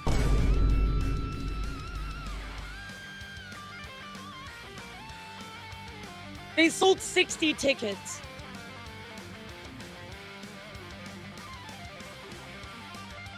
Okay. That's not a good gauge. Okay. I'm now assume the role of CEO. It is too late to correct that. But we will be using current remaining funds to issue as many. I mean, he said it's not a good gauge, so we don't really know that for sure. I guess that's my big question. But let's say it's only 60. Yeah, that's not good. That's not good. I mean, it is 5 months away. Yeah, only 7 away from greatness. That's what we take them. No, it's 9 actually, Nova. Yeah, but like, so let's say that hypothetically we go off that, right? So like on a scaling, we'll say at best 600 people, right? Yeah, didn't they first say it would be 3,000 attendees? Yeah, definitely not 3,000, that's for sure. Yeah, Flork did offer one. Do you have a dedicated security person for like organizing con? I know trust the person. Oh, okay, gotcha. I see. Thank you, Walt. I either just don't remember that or I missed that. So, but thank you for letting me know. Well, I now assume the role of CEO. If it is too late to correct that, but we will be using current remaining funds to issue as many refunds where applicable as possible. That's good. Also continue to attempt to bring in more funds to pay for what has been promised. There's still community interest in a successful Onkey, and I would like to deliver on that if I can. Over the next several days, I'll be contacting each person so involved to make sure all information and contracts are up to date. All promises are accounted for and that all needs are being met. Due to the recent management shift, I do have help. I'm kind of taking the brunt of this alone. The reason I hold on is because I believe Onkey can be better for the community like it was intended. I'll be sternly evaluating every aspect of Onkey over the upcoming days. So they miss spent funds. Kind of going off what we're hearing now, doesn't really sound like they have funds or have vastly undersold their original scope. So every time they're like, oh, growth, we overextended ourselves due to rapid growth. Well, I don't think that's true. Kind of looking at the information we're getting, but I think this apology is great. I think it's a very, decent apology in regards to like addressing what's going on, talking about, hey, these are the problems. I'm trying to step up, take accountability, and make things right. Can I say that this apology is going to fix everything? No, not at all. But I think a lot of people are going to be done with Onkey now, and I don't blame them, especially with all the financial missteps, all of the, miscommunication, lack of transparency. It's just like, I think everything was talking about like, oh, here's all of this awesome stuff we got going on. And it's just like 25% of it is true. The growth is more about numbers of guest vendors. I mean, maybe so, yeah, but I think just again, I go back to lack of professionalism and just lack of understanding. I think a lot of this just comes from complete ignorance, you know what I mean? Like, and I don't want to like say anything mean or anything. I just mean the fact that they just legitimately did not know and didn't bother to try to know, Oh, the growth isn't about attendance. Okay, got you. Gotcha. I mean, like, I guess my thought is you base a lot of your growth on your comp based on attendance, right? Like, you scale off, oh, this is attendance, so we're gonna invite more guests, we can pay for more of this, etc., right? That's at least how I'm thinking, but I get what you're saying. So chat, that is what is going on here with Onkey Expo. What are your thoughts? What are your thoughts about all this, chat?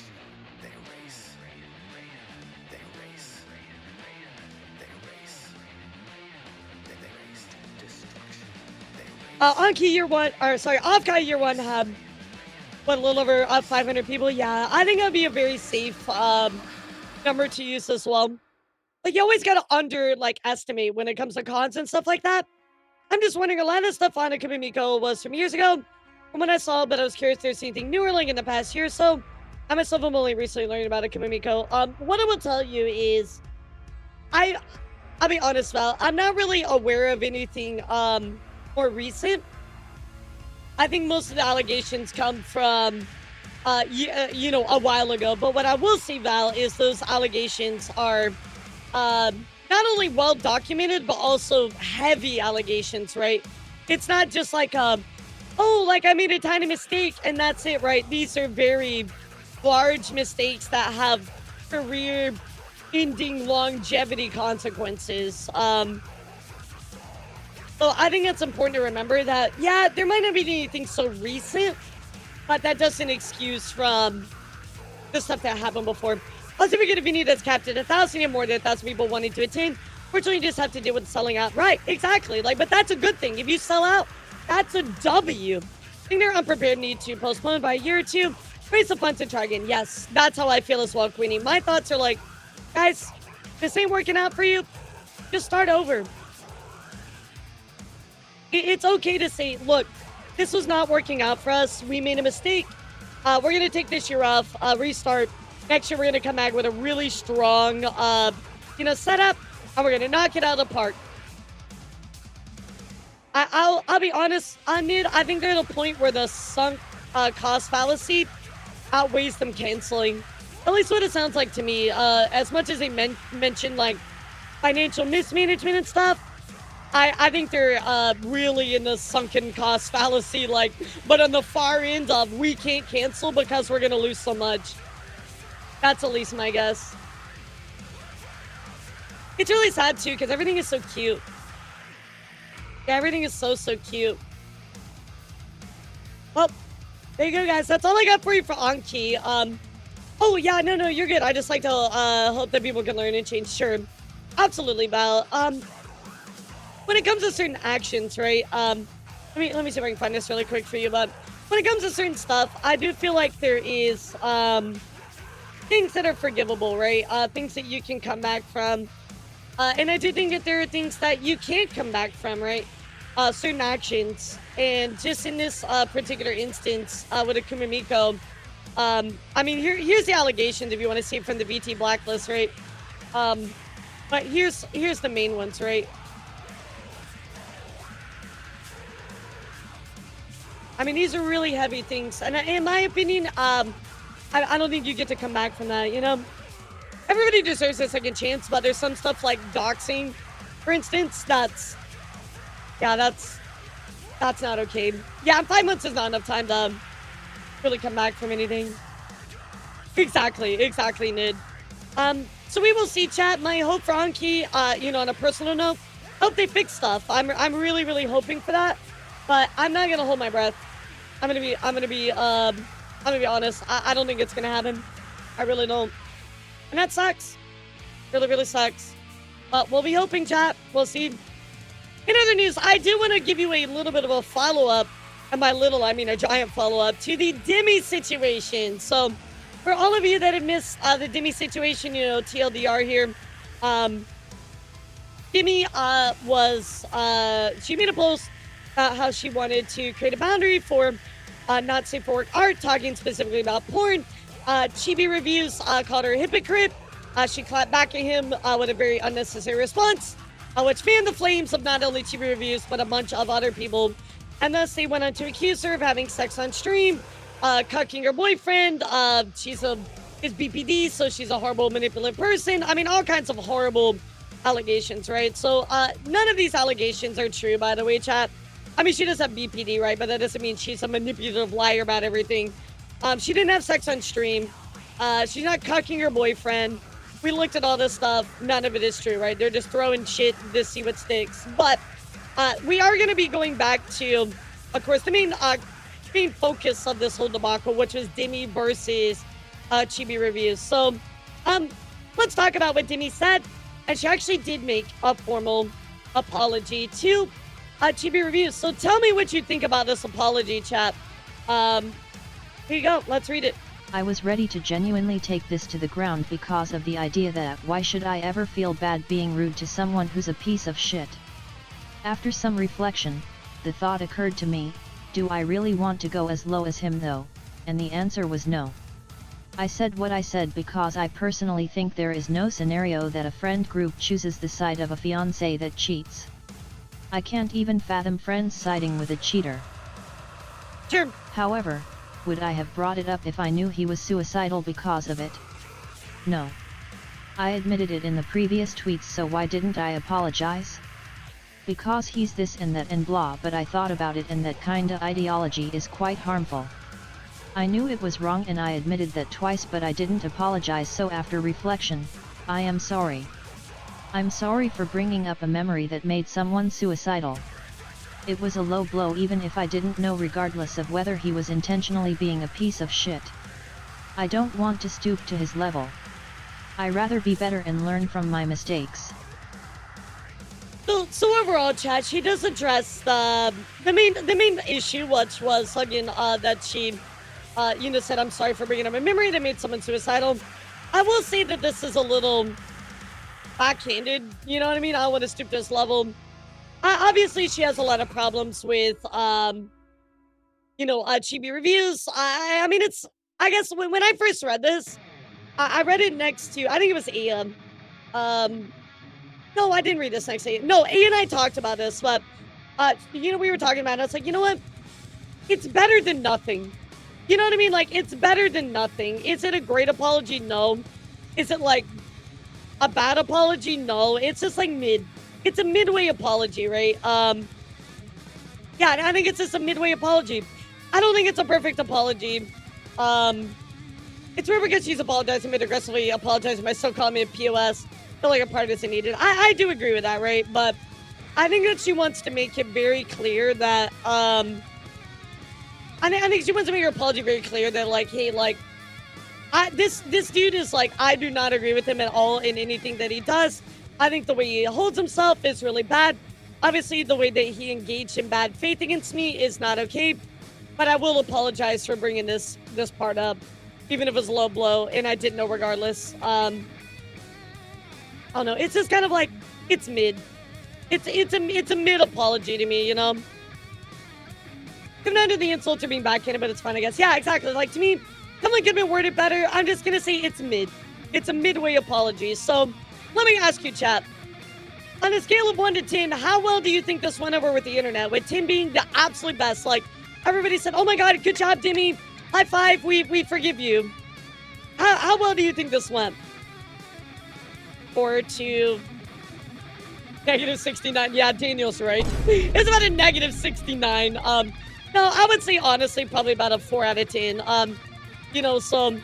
Parent Fortune pointing out, don't want to stoop to his level, proceeds to do so for a week straight, for issuing a half-ass apology. But further insults, only apologize because half the internet won't stop telling you how wrong you were. Why even do this? Kept saying I'm justified in insulting him because I disagree with him and his views. Think you were going to talk about this on stream only to farm views for your VOD channel. Evilly doubling down, even saying I'm an asshole and I don't care. Why even pretend to give an apology at this point? No one's buying this. This is damage control. I don't know if she's damage controlling, maybe. I mean, I do think that her apology is genuine, especially when she says, I did reflect. I'm sorry for bringing up this memory, even though I didn't know. Whether it's genuine or not, I don't think any of us are ever going to really know, right? I don't know. Like, I'll be honest. I feel like it's kind of like, in my perception, it's 60-40. I think it's more 60% of people are like, yeah, so Chibi fucked up by not by assuming the worst and calling her a hypocrite when she wasn't, right? I would say that's the 60%. I don't know. Nick just says, go to therapy or church because Lord have mercy. Easy says, props to you for making an apology. TB ain't the best. It's extremely rare to see an apology in this community without projecting. Grubbing says, are you in Japan? Go get some Wagyu and get drunk off some sake. Slam says, even if they disregard your apology or go to the low road, like you probably will know their action people will acknowledge the steps you took and the fact you chose to apologize in the end. You seem to do even if they keep taking shots at you. Proud of you. I will say this, chat. One thing I want to point out, just the act of at least apologizing here, I think does mean a lot. At least for me, like, it kind of gives me like just a tad bit more respect for her. You know what I mean? Like, just like a point or two, right? I'm not saying like it changed my opinion of Deme like hugely, right? Because I think that stuff that Deme said in the past was not okay. But what I will say in this one, I'm like, you know, I mean, at least you had the balls to apologize, you know? All right, cool. I will at least, I will at least say that, right? Everybody who was siding with her wouldn't have wanted her to say sorry, right? But she did, right? And I think that that was, you know, a good step. So as you guys know, Chibi did say that he would, if she apologized and was genuine, you know, he would accept. Well, Chibi says, after days of doubling down, Deme has finally decided to apologize to me at the end of her latest tweet. Before she did that, however, she made sure to become a piece of shit, along with a few other things, despite saying she won't stoop low. Progress, I guess. So, like, I want to make this very clear, chat, because this is going to be a major point of contention that I want to put out there right now, guys. So, two things can exist at the same time, right? You can have Deme can think that you're a piece of shit and also apologize to you. These can be two separate boxes, right? They don't have to coexist or be mutually exclusive to each other. This is entirely just not true. It's not. He can still not like you and think you're a horrible person, but apologize to you. And I think this is going to be a lot of main argument we're going to see from Chibi, or at least, like, in my perception, that's kind of where he's coming from, but we'll take a look here. So, now Chibi decides to call out Deme for the apology here. And we need to read this because, again, it's another point where I feel like we're trying to make stuff stick that may or may not be true. So let's take a look at it. Let's talk about it. Let's go. Devil's Advocate, he did specify a sincere apology. So here, I'll play double Devil's Advocate really quickly here, Blue Brawler. What is meant by sincere apology? Because here's the thing. At any point in time, I could do this to you. Actually, chat, somebody apologized to me about something totally unrelated really quickly. I need an example. Yeah, somebody apologized to me about something.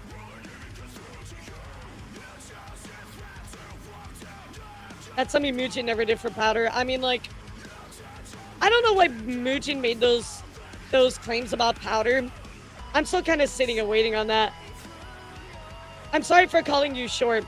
Oh, Daniel. I'm gonna use Daniel's, right? Let's use Daniel's for a second.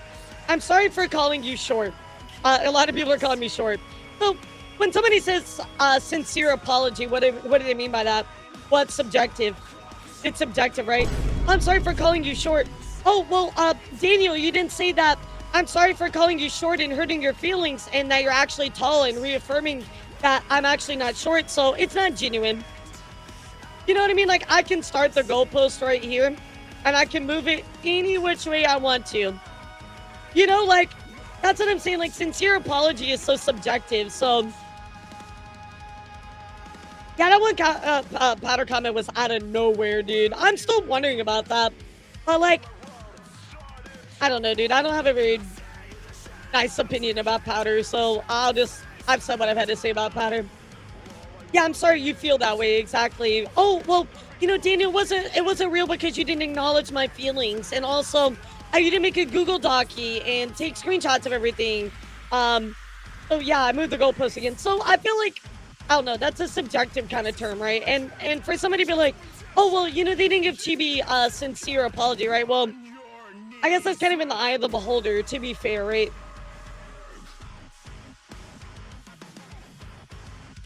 Oh, come on, your short isn't the same as a piece of shit. Lord, my point on that I'm giving you in particular is that a sincere apology can mean something different to everybody, right? That's what I'm saying. But What I will also say, Lord, which I just pointed out a second ago, is saying somebody is a piece of shit and giving them an apology are two separate things that are not mutually exclusive to each other. You can still not like somebody, call them a piece of shit, but still apologize for what you said. Those are not mutually exclusive things. Yeah, she still thinks he doesn't like him, but she's sorry she brought up the trauma. And that's it. If you think those things are mutually exclusive, I heavily, venomously disagree with that. I think that lacks a lot of nuance. I guess as the person who's being apologized to is something the person who accepted, sure. Exactly. I think the thing is Chibi said he would accept it was sincere, so it's kind of like he's putting something out there like, oh yeah, like, I'm gonna accept it, right? Like, I'm cool with it, but is he actually? You know what I mean, chat? I think I'm just kind of like, I don't know about that. I mean, ultimately, again, it is up to him if he wants to accept it or not. Yeah. He is given that right to accept it or not, but what I will say also is that he needs to apologize for his part as well. He needs to apologize for his part as well that he fucked up on, which we have not seen, which I'm very disappointed in. Because again, like for Deme, she apologized. I brought this up. I shouldn't have done that. But Chibi also needs to apologize for the fact that he took the first swipe at her, right? Which that first swipe was incorrect. People sit there and say, oh, well, you know, she was totally a hypocrite and stuff like that. But like, if Chibi wasn't sure, and Deme did go on to explain about this in the comments, and it had a little, you know, back and forth as well. Why didn't he just ask for clarification? You know, I feel like that's where he really messed up. So, would you say Chibi initially was giving constructive criticism? No, it wasn't constructive criticism because it immediately went to calling her a hypocrite, right? That's not constructive criticism. Apologizing right or wrong is the right thing to do. That doesn't mean you mind bend yourself into changing your world beliefs. Exactly. So let's talk about another big point of contention here, chat. Which is what Chibi Reviews had to say. Despite VTuber Deme offering him an apology that called me a piece of shit, he will never stoop so low. See, here's the thing, right? Chibi's got to understand that you can apologize for something, and that doesn't change how you feel about somebody. Deme went into posting this on her official Discord, saying the apology was never intended for me. However, prior to the Discord messages, he privately DM'd me on Twitter apologizing, so this means a private apology to me. And DM wasn't sincere at all, which is why I'm showing it. So, Chibi is alleging here that this apology was not sincere. So let's look at the evidence, right? Let's decide. Deme says, so I don't really give a shit about randoms that I don't even recognize the names of, so don't worry about me. Maybe if I took a picture right in front of it talking about this, it'd be cooler. I'm seeing a lot of messages here in Discord. Please, it was never for them. Talking about the apology. It would never have been any of my viewers look at any of their profiles and realize that I angered the group of people. That I would have banned in my chat anyway, literally. I just apology not only for me, but my community to be able to move on. First, I think I can generally think someone else is a piece of shit while realizing I'm in the wrong for doing something too. I'm seeing a lot of messages here in Discord. Again, here's a just kind of reposted, right? Of course, also, this is where she messaged Chibi saying, Chibi, genuinely my bad for making you remember something that traumatized you. I had no idea when I made that first message. So at 10:45, she sent this. And of course, this was at like 8:15, so before.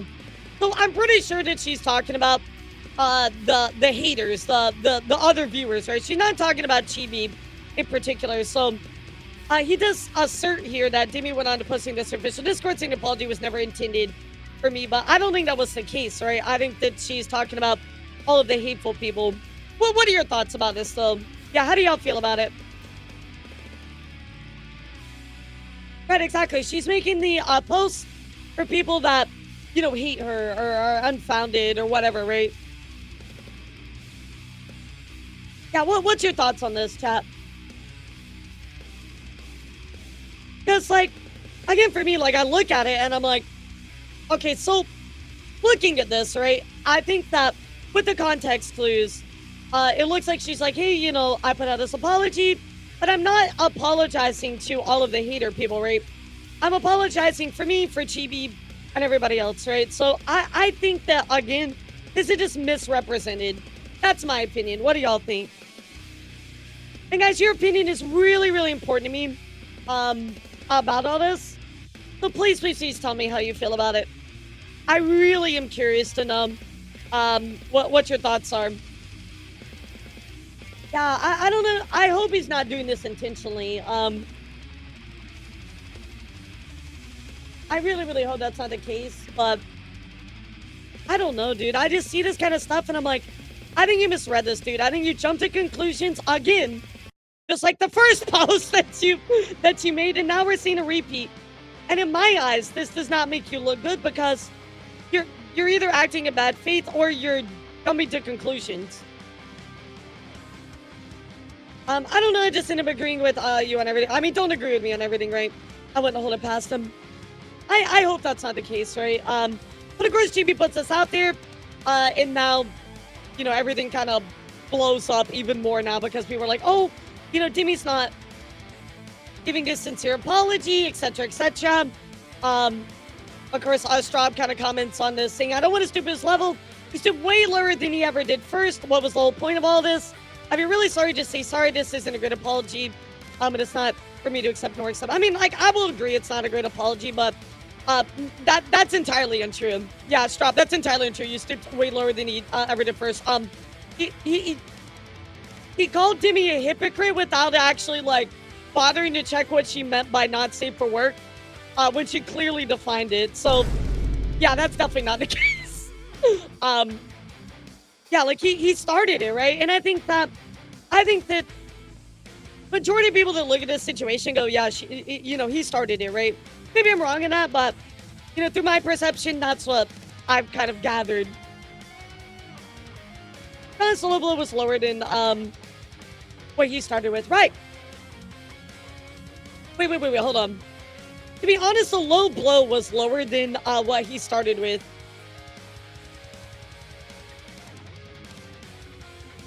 I don't know. I don't know about that. I would say they're equal. In a way. Makes her above his level. I don't know. So, like, there's a lot of nuance in that, right? There's a lot of nuance within that. So, let's talk about it a second. So, insulting somebody in their personal life and things that they've gone through that where they don't want to be alive is really beyond fucked up. You know what I mean? Oh, calling me a piece of shit is the same level as calling her a hypocrite. Ah, gotcha. Okay.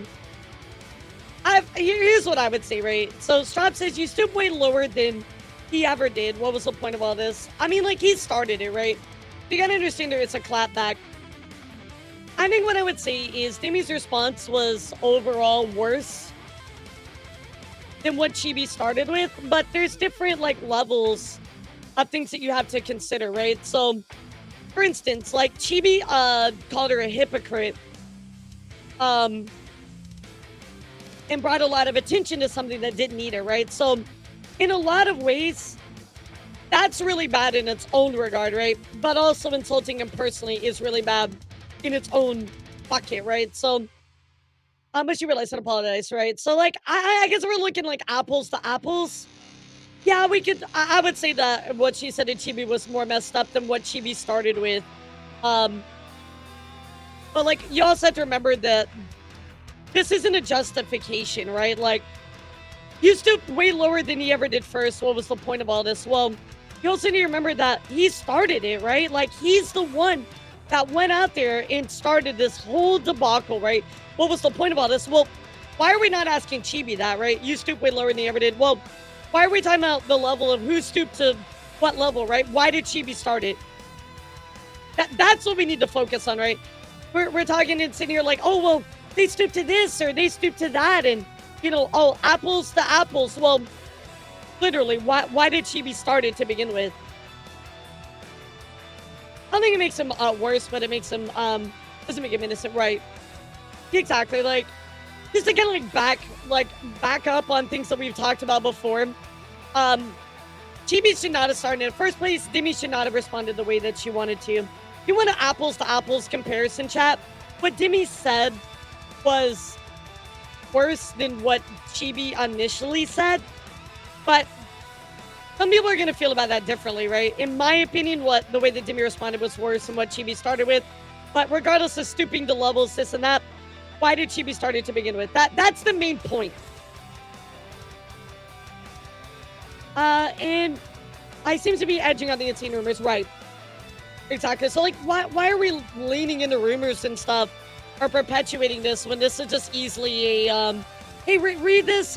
This is a reading comprehension moment, right? And guess what? If you don't know, ask. There's nothing stopping you from DMing her and asking her. You know? Chibi literally started it by assuming something that could have easily been explainable if he had asked. Deme did defend herself, although it probably wasn't a smart call to do with the equivalent of a shotgun blast. Gabe, I have a question. I'm sorry, I really want to bring up this comment because I think this is, I'm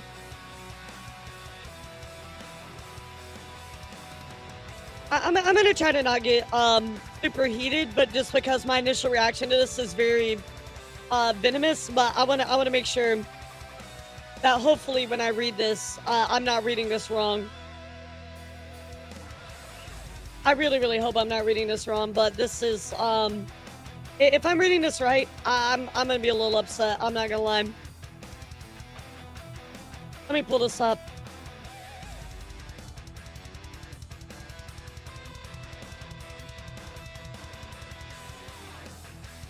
Yeah, let me see if I made this a little bit easier for y'all to read.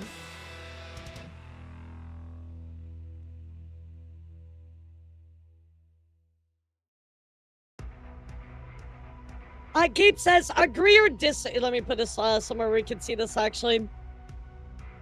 Gabe says, agree or disagree with them. I just love the fact that this whole thing had the opposite effect that Deme expected. The amount of art that came out of this is hilarious.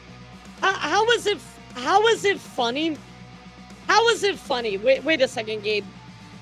How was it funny that she does not want porn drawn of her and people drew porn of her? How is that funny?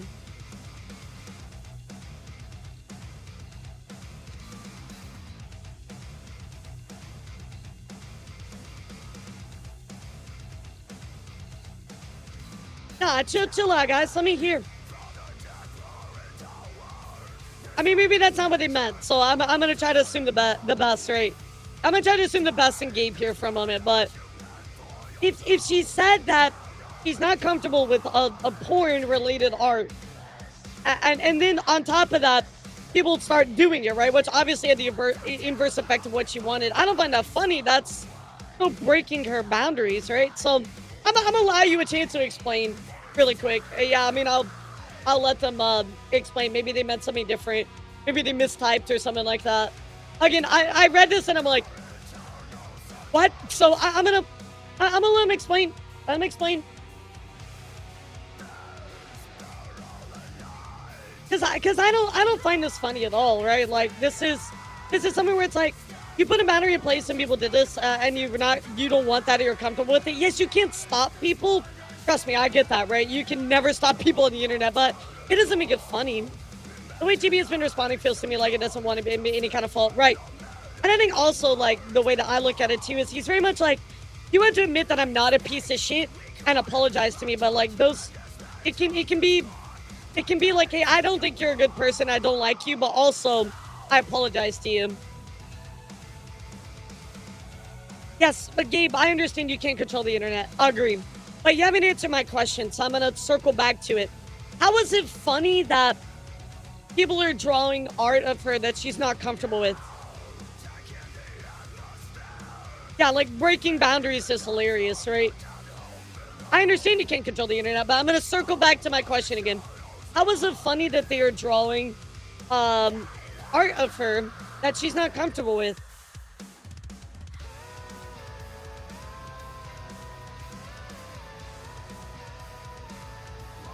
I'm gonna take some of my monster really quick. Yeah, I'm gonna take some of my monster really quick.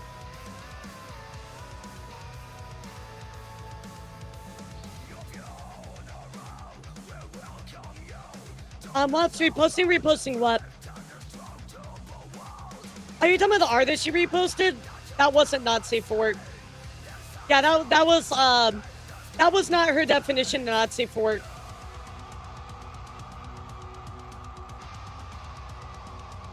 I'm gonna move on here. So, but anyway, he feels like he's gonna come over and play to wanting self-gratification rather than actually making peace. But I might be overthinking it. I mean, to be fair, she said she didn't want to see it or being sent to her, but I guess he likely is seeing the drama. Just made it worse if anything. She didn't say anything. Yeah, I feel like she shouldn't have said anything, right? But also, like, pushing people's boundaries is just like, that's not funny, you know? Like, that sucks. The inverse of what happened sucks, you know? Yo, what's up, Red Claw? How are you? You mentioned not safe for work. She also mentioned porn as well. Gamma Jammer, really quick. Have you been here the past couple of days? I'm gonna guess not, right? So that post that she made, by her own definition and explanation, is not safe for work. That she reposted does not fall under not safe for work. Not safe for work is a subjective term.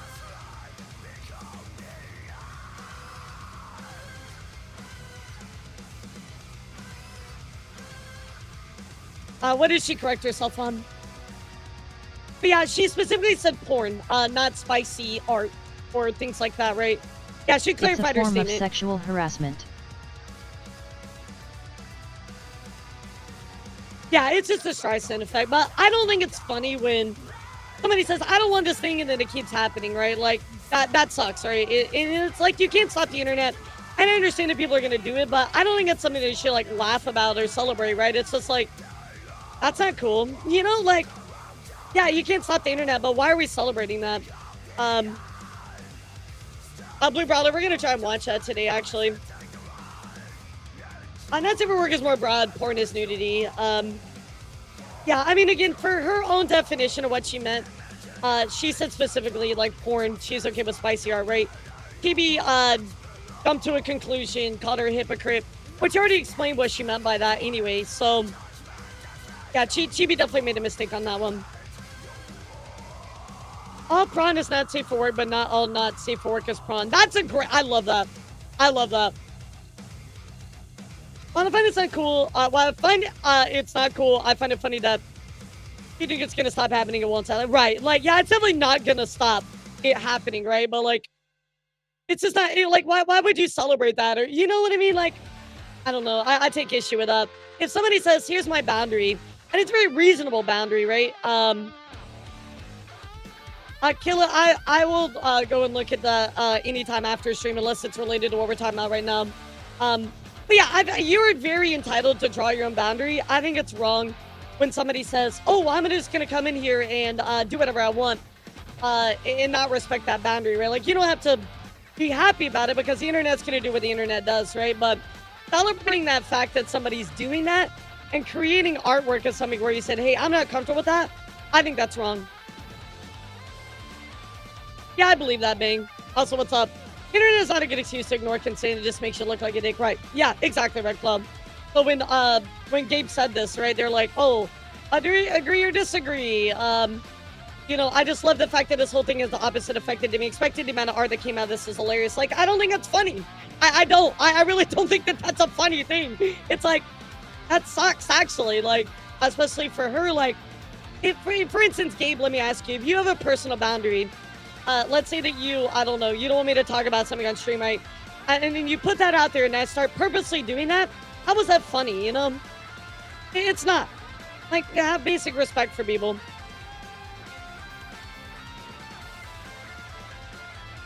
People have no emotional maturity, I think violating people's boundaries to be good comedy. It's wrong, sure, but Gabe didn't defend them. I think you just meant it's fully in hindsight. I hope so. I hope so. I mean, I asked them to explain themselves. Because that's what it's like, hey, so, like, what do you mean by this, dude? Like, I hope your intention is good. Because I'm like, what is this, dude? I mean, I get it. Sometimes messages get lost in translation, but I really wish you would have explained that. Yeah, he then proceeded to not explain himself, so I think we have to throw the goodwill out the window. I was just surprised because the subreddits I saw on them are the ones that are normally fairly decent. I feel like Reddit's been actually kind of chill about this whole Deme thing. In my opinion, at least the subreddits I've seen. Imagine it goes to her point where she stops streaming. Nah, she's not gonna stop streaming, right? She's gonna keep going, but I don't know. Like, if somebody... Deme's initial post about boundaries was completely respectful, right? And I think you should respect that. That's all I'm saying, chat. That's all I'm saying about it. So anyway, Chibi did, talk about this apology and everything like that in a recent video. So we're going to look at that. But, yeah, we looked at this as well, what she said, you stoop way lower. I just don't know why we're talking about who stooped lower and this and that. Like, Chibi started it, so why is Chibi not accountable for starting it, right? Chibi, Chibi called Deme hypocritical when she wasn't, but nobody's really addressing that part of it, right? And I feel like that's such a huge miss. Chibi should apologize for that part, right? If he truly thinks that he did nothing wrong, he literally did not read the entirety of her post, and there's like a back and forth. Let me go find it really quick. Hold on. Yeah, let me see if I can pull this up really quick.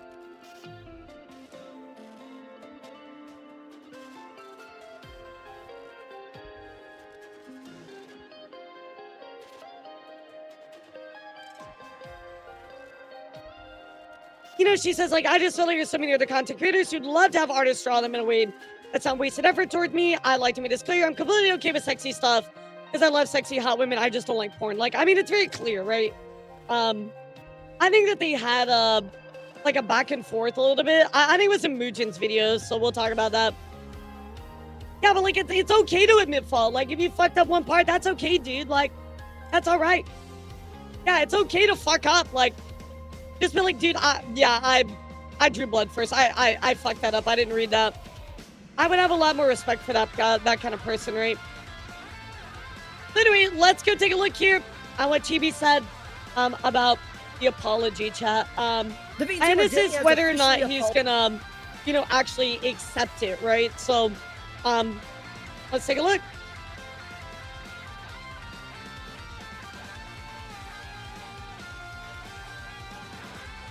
Apologized to me earlier this morning, and this was the response that I received that was basically addressed to me for the entire world to be able to see. And I will cover this and read this all in just a second if I accept or do not accept this apology, but I would like to remind everybody on how we got here to begin with.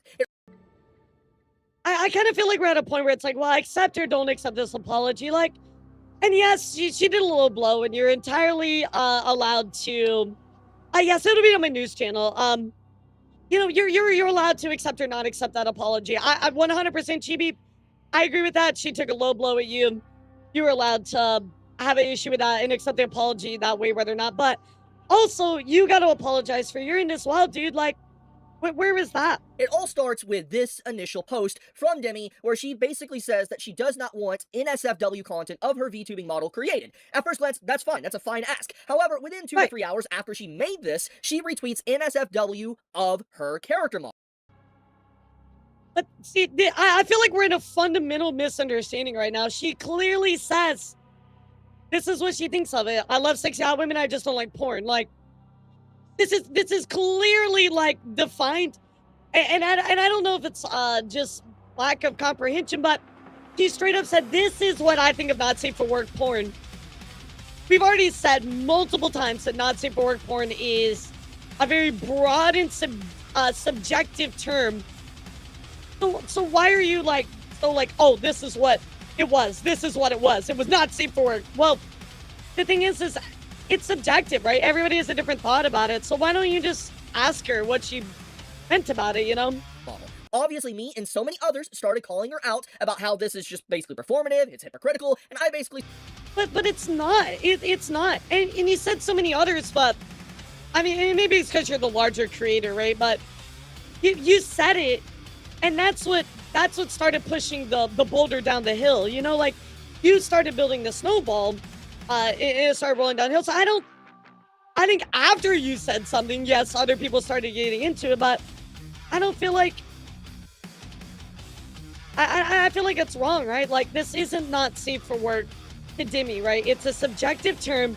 Yes, you can Google not safe for work. I get that. And you can take it in the literal definition. But if you talk to people and ask them what they think of not safe for work, they're all going to give you different definitions. I just did this experiment the other day. We said virtue signaling. And instead of Deme responding to this to clarify, basically the stance that, why, she did this, or, like why, it's not hypocritical, she instantly responds with a personal attack against me saying, wait, oh my god, aren't you the guy whose fiance literally cheated on you and your whole friend group sided with her, LMFAO?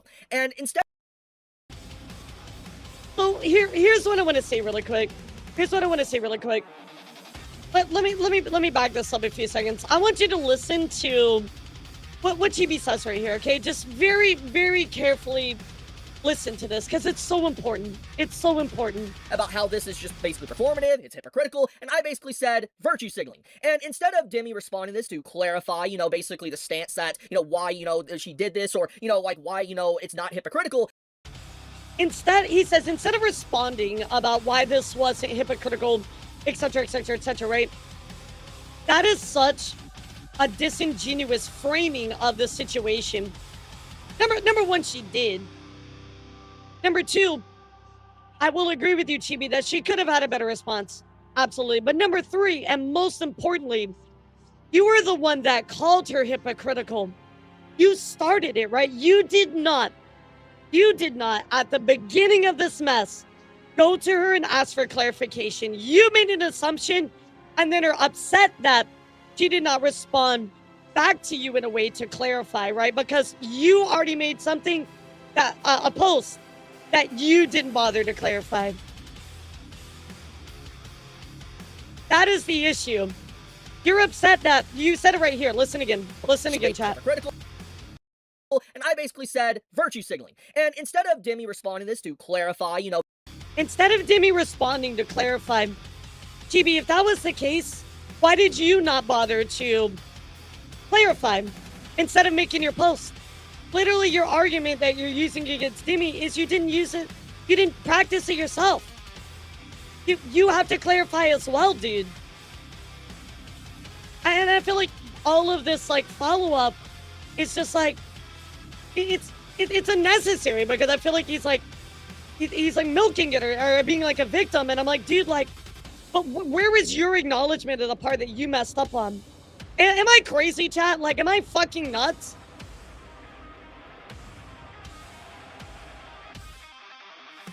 Basically the stance that, why, she did this, or, like why, it's not hypocritical, she instantly responds with a personal attack against me saying, wait, oh my god, aren't you the guy whose fiance literally cheated on you and your whole friend group sided with her, LMFAO? And instead of basically answering or anything or trying to explain herself about being a hypocrite and me basically saying a virtue signaler, she responds with a personal attack that comes at me. Now, I'm not going to get into the nitty-gritty story of it. I feel like everybody is already aware of it at this point of what happened to me. The point of the matter is that instead of basically just trying to, explain what's going on, she used a massive personal attack against me.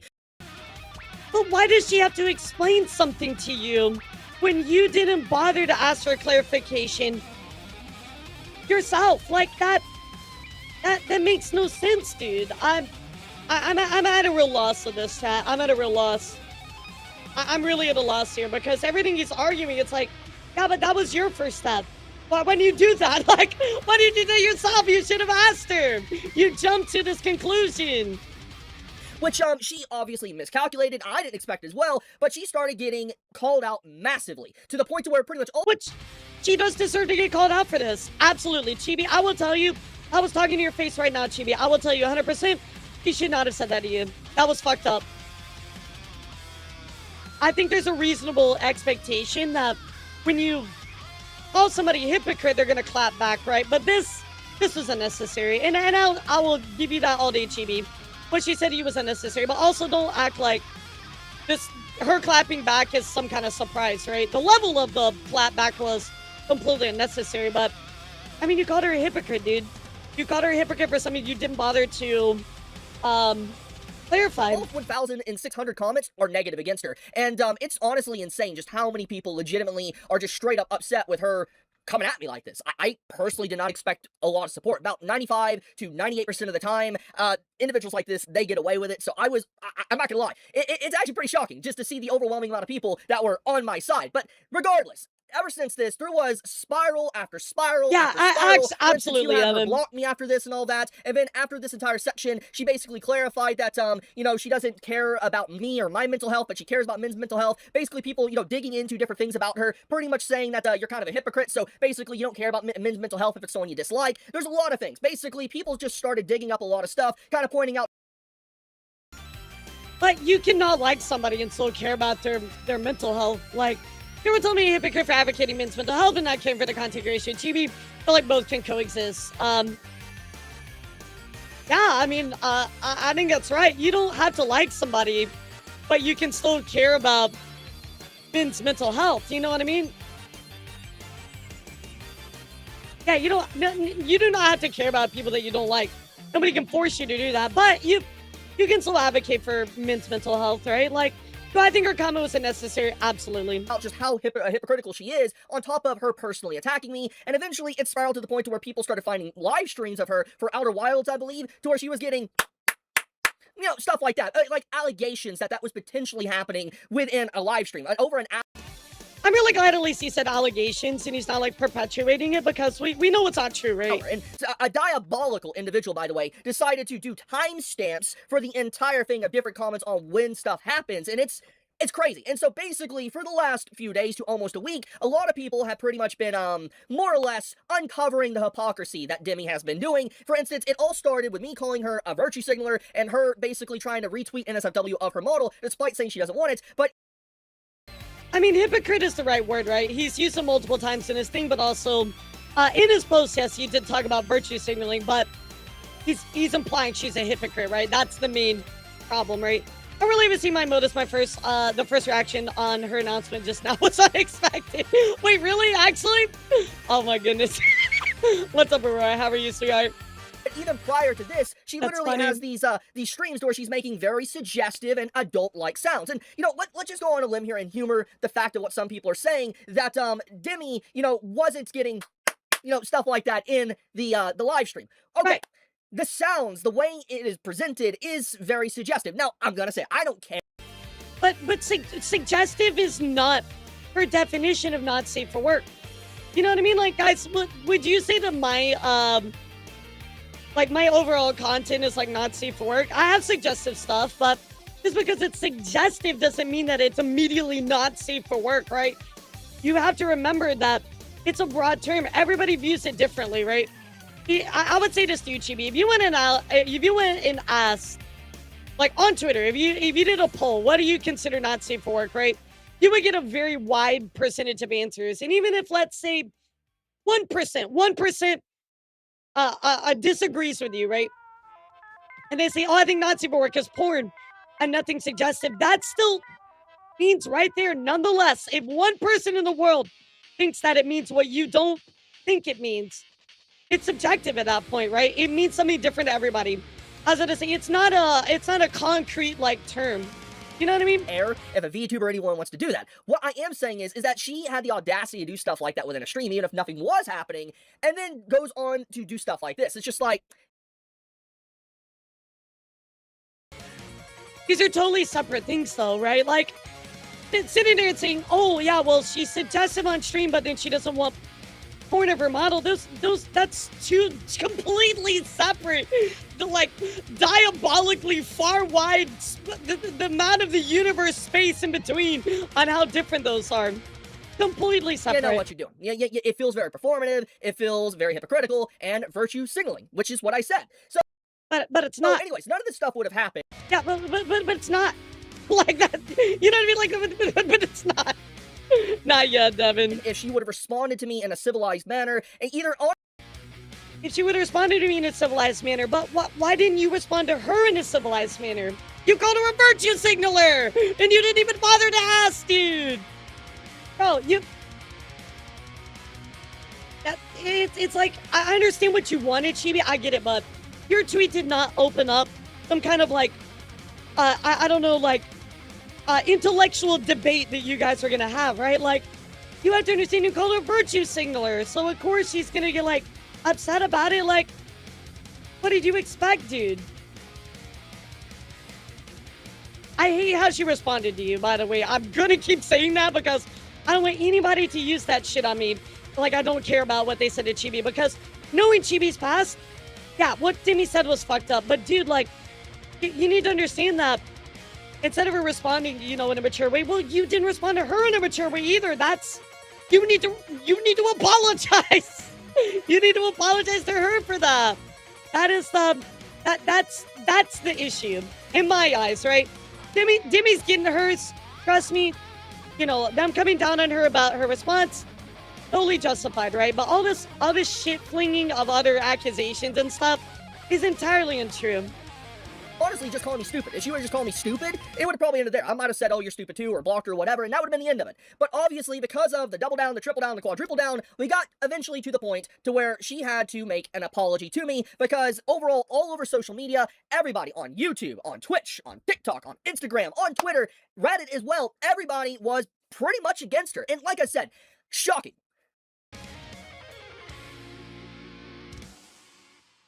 I don't know about say everybody, or I mean, I don't know. I'm not gonna get into that. Who really cares? It doesn't matter. Very shocking. I did not expect that much support on my side, but okay.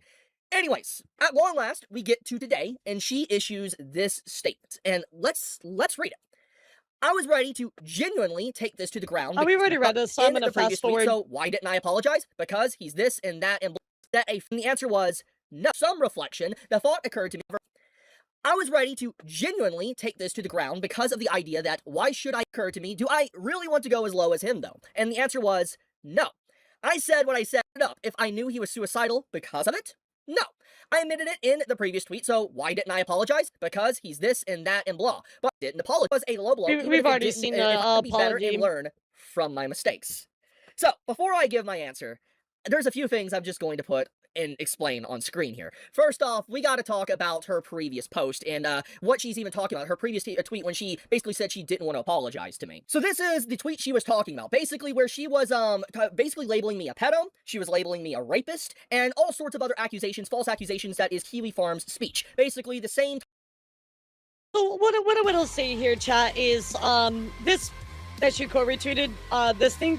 This is like a fake screenshot, which she did take down, right? So we talked about this in greater detail. So she did go on to say, I had no idea that Chibi tried to take his own life, and I don't wish that upon anybody's system before. I don't care about a guy in general. I'm not gonna apologize to a guy who dated a teen when he's pushing 30s, came to his fans out of thousands of dollars of a lawsuit that never happened. I never in my life have heard of people siding with a cheating future wife in this scenario. I don't know about the age thing. I don't know if that's true. I've never seen anything about that. That's like proof, but she did include this part, and she did remove it because she realized it was misinformation, right? So she did correct it, and I think that's the most one of the bigger things to point out here. That she made, she edited, which you probably have seen Rev already cover this, and I covered it in a previous video. Yeah, I mean, teen also does refer to, yeah, literally people in their teens, right? So, but she edited it to remove the fake tweet, but kept everything the same. Yes, I have, and Blue her Brawler. apology, so to speak, people like to say, is that I had to update the tweet since I didn't want to spread misinformation. My bad on that. But she's still spreading misinformation. I'm not gonna apologize to a guy who dated a teen when he's pushing 30. I guess I don't know about that part, right? I can't comment on it. I have seen where somebody said he was like almost 30 and he was dating somebody in like their teens, but I don't know how true that is, right? Gamed his fans out $1,000 lawsuit, never happened. I mean, that one's up on the table though, isn't it? I mean, didn't he say that he was gonna use it for a lawsuit and then he ended up using it for personal funds? I guess some people might view that as a scam. I don't know.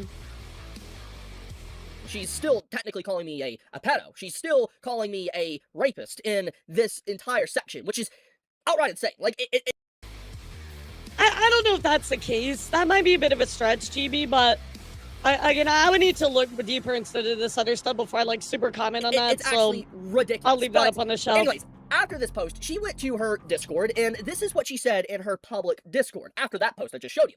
I think people misunderstand my post or want to change it to something they want to believe in. I want to know y'all's thoughts. People are telling me I'm a hypocrite for advocating men's health, but not caring for this content creator's chibis. I feel like both can coexist. LMFAO. Care of people's mental health. Okay, after the convo with the Discord, what I did was unnecessary, and honestly, I didn't even do it for clout. I literally just got baited from seeing his name. Really? You didn't do this for clout. here's the image. She posted this as well on her official Twitter. Yeah, I mean, I'll be honest, Jimmy's kind of fair right here, right? Like, I mean, he's. And you seem probably right. I don't think this is like the biggest gotcha in the world, but I mean, like, let's be real. Like, yeah, Jimmy's got a point there, you know. Comments on this, but that link she posted to a Twitch stream that supposedly was to address. Yeah, I don't know why she did this. But also, like, you going after her too. Let's not pretend that wasn't like for some type of clout, right? Like, you did it too, Chibi. Let's be real. Like. Basically, her 24/7 VOD stream. That is just reruns of her content. And this thing where she did this, she literally condemned farming and basically trying to content farm and engagement farm. But she turns around and does that hours later, which basically implies that she being a hypocrite. Not just with like the whole NSFW thing, but just different things. Men's mental health to basically engagement farming, and then also basically the stuff with NSFW. We have now multiple examples. But again, it's not multiple examples. I think that I think that you're taking it so personally, right? Because she doesn't like you, and thinks that you're controversial and stuff like that. Yeah, she can still advocate and support something and not like you in particular. I think it's become so personal to him. He's having a hard time like being like, oh, well, you believe in this, but you don't like me? Oh, well, that can't be true. And that's not even and that's just not the case. With the Twitch stream. So this is what she said. She basically said she doesn't care about my mental health. She doesn't care about me or anything like that. And she heard about the situation, but she doesn't care. That's what she said in these Discord messages. And then we had this, which was the follow-up. Well, but she doesn't, right? Like, dude, here's the thing, right? Not everybody's gonna like you, right? And it's fine. It's totally fine. Not everybody's gonna like you, but you gotta understand that people are still allowed to have their opinion of you regardless, right? People could not like me for anything. They'd be like, oh my god, I hate her eye color, right? Not gonna watch you anymore. That's allowable. To the apology. So, after the apology came out, obviously, many, not myself, but many said that her apology was not an apology. It was a non-apology apology. I even saw people saying that it is, how do you make an apology worse than Logan Paul? That is insane. And so I'm not gonna pretend her apology was like the best.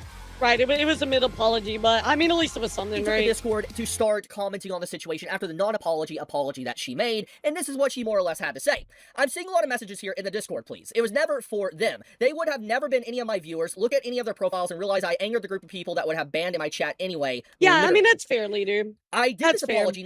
Look, I will never defend her response because it was just, yeah, it was not good, dude. I will never defend her response. Not only for me, but for my community to be able to move on. I personally think I could genuinely think someone else is a piece of shit while realizing I'm in the wrong for doing something too. Yeah, I mean, that's true. Then, this is her private DM to me. Now, I want you to know the time frame here on when this private DM she sent to me by. Yeah, he has a real problem with that, right? That she still thinks he's a piece of shit, but is apologizing for what she did. He really has a problem with that. At this point in time, I was blocked. I've been blocked for days. I covered that already, showcased that. And she unblocked me. I believe I'm still unblocked at the time. She probably blocked me after I uploaded this video. But basically, she unblocked me, and she sent me this private DM. Now, I wasn't going to show this or anything like that, because it's a private DM. And, you know, this is not really let's be honest, this is not really an apology here, but it's better than the big public statement she made. And I was just going to be like, you know what, screw it, I don't care anymore. But when I saw these Discord messages, and her basically saying that, I mean, she did reach out to you at least, personally, and apologize. She could have made a public post and not reach out.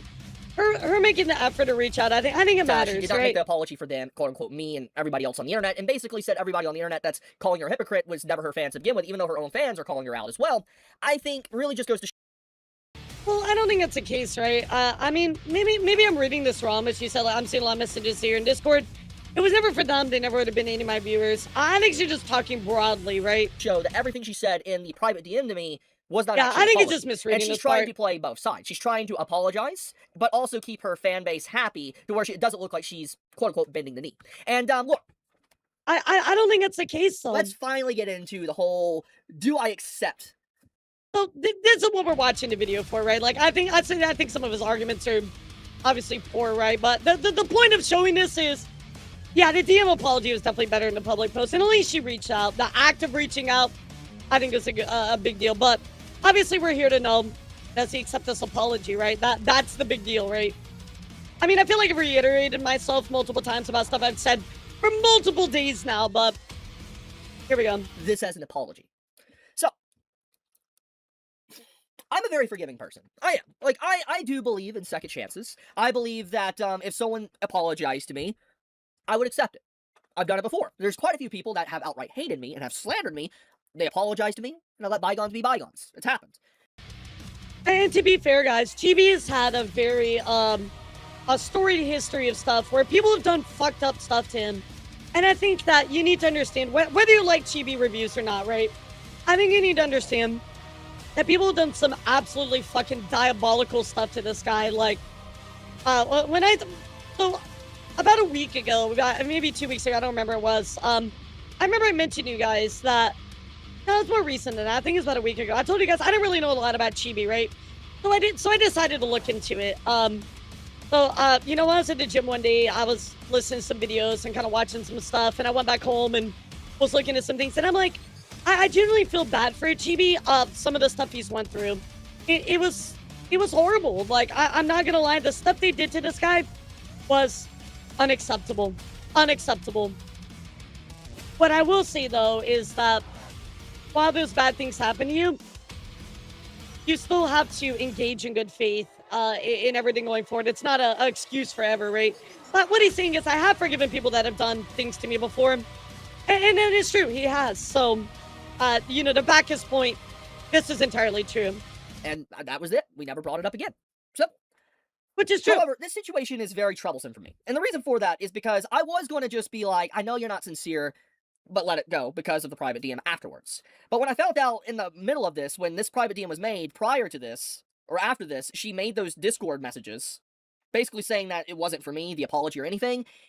But she didn't say that. She didn't say it wasn't for you, specifically, right? It was definitely a generalization about the hateful people coming after him. And I feel like this sucks. Like, all right, let's, just for a moment, guys, just for like one moment, give me a little grace here for one moment. Let's put all of this drama aside. All of it aside for a second, right? It's really unfortunate that the perception of so much stuff is getting muddled so much that these two people cannot come to an agreement and reconcile, right? And that sucks so bad.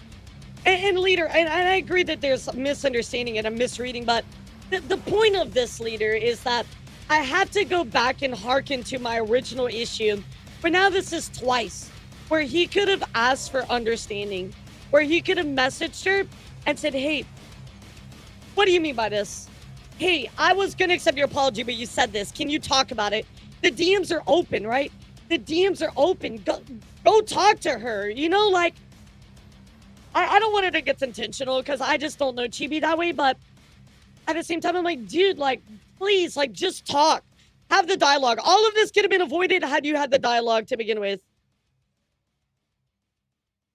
Yeah, he should have DM'd her back. It more or less is a statement that this is just all fake. Now, obviously it is, but yeah, come on. She only apologized because of just the overwhelming backlash that she has gotten in the last week. And so, obviously the reason why it was made was because of the pressure. But she couldn't even say, I'm sorry. She said, my bad. She didn't apologize for the pedo accusations, me being basically a rapist or anything like that, any of the slander. She just said, my bad and all that, and that's basically it.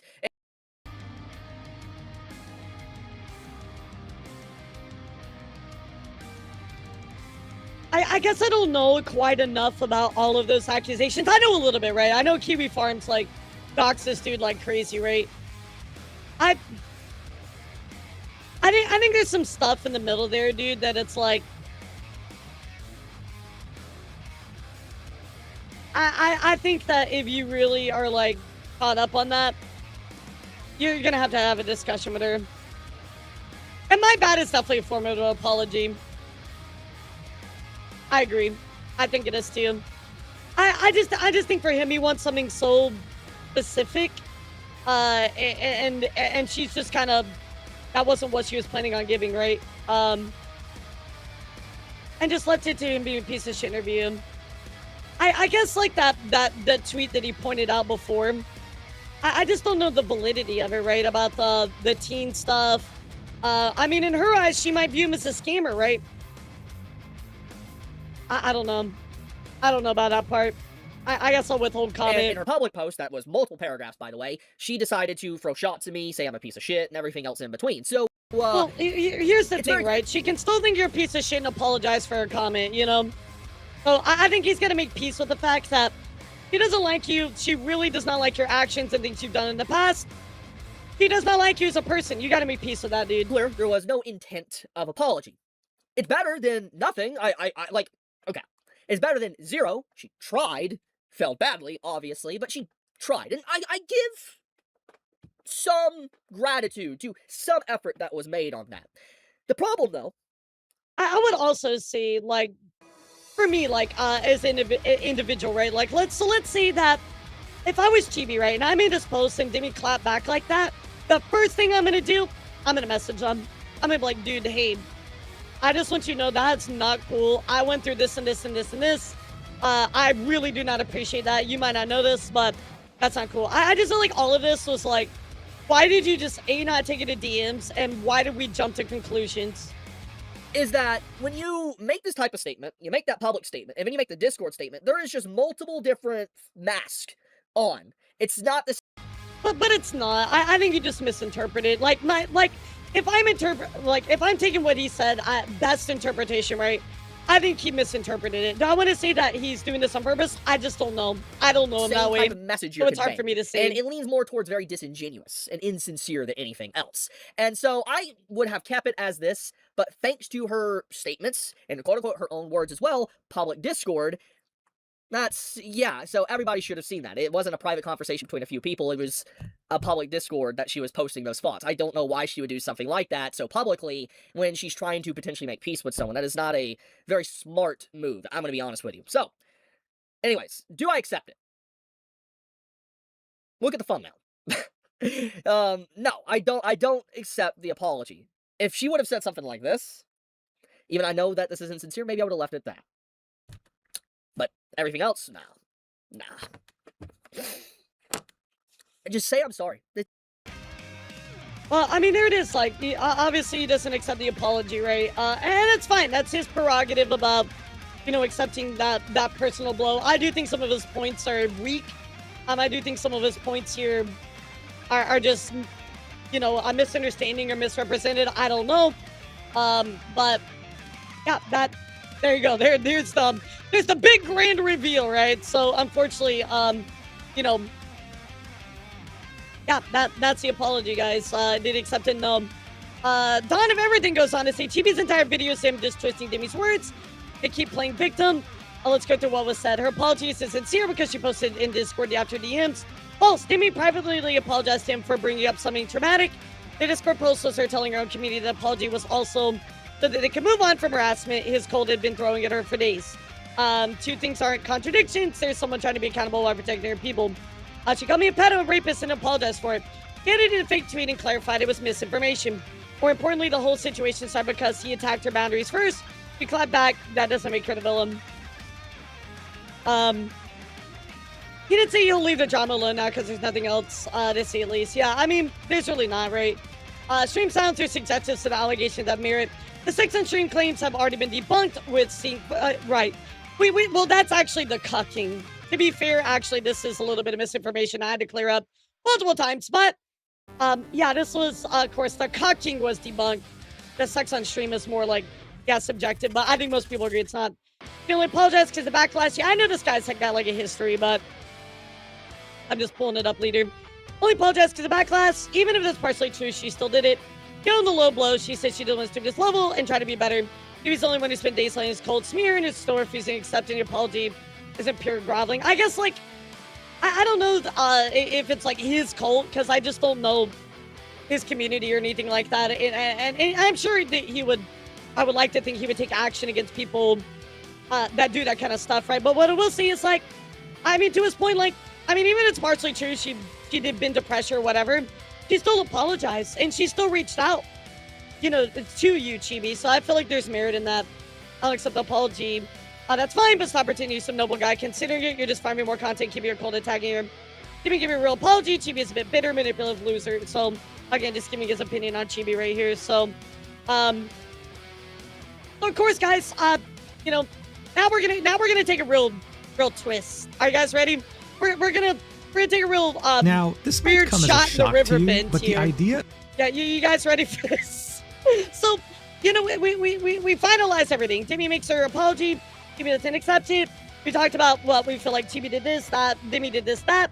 We're settled on this, right, guys? We're done. with Chibi and Deme right now, because Chibi and Deme, we've talked about it. We're there, right? I guess Chibi didn't accept apology. You just gave her a little bit of credit. I mean, not really, leader, but okay. So anyway, enter Mugen, guys. Mugen decided to report on what was going on with this whole thing. So Mugen decided to hop into it. Now, as you guys remember, Mugen's last video about the whole Sykkuno stuff, you know, definitely got a backlash, right? People were like, oh, he's unreliable narrator, this and that, etc., etc. I will tell you guys, I watched the entirety of this video last night. You know, I feel like he didn't really poke too much at one side, right? He didn't really, like, I don't know, he just did, like, a flat report on it. It kind of reminded me of, like, Lydia. He just reported on it, right? And talked about certain stuff. So, this video is quite long, guys. I don't know if I want to watch it. I'm kind of debating on it. Should we watch it, guys?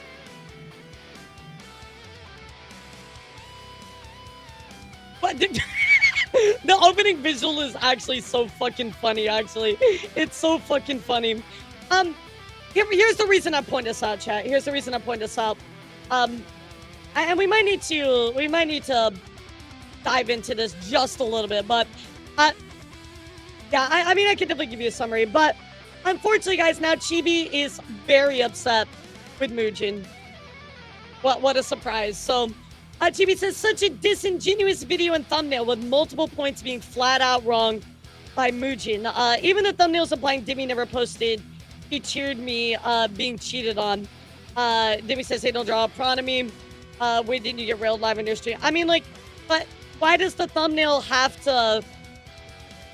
Why does the thumbnail have to imply this? It just, the thumbnail went in a different direction, dude. Yeah, it wasn't, like, dude, it's not about you. Yeah, this thumbnail's not about you. It's just, like, the wrap up, oh, like, don't draw this to me, and then talking about getting railed. Like, these are, like, the two big points of contention. This is, you're not even in this, bro. Like, yeah, the thumbnail is, like, separate.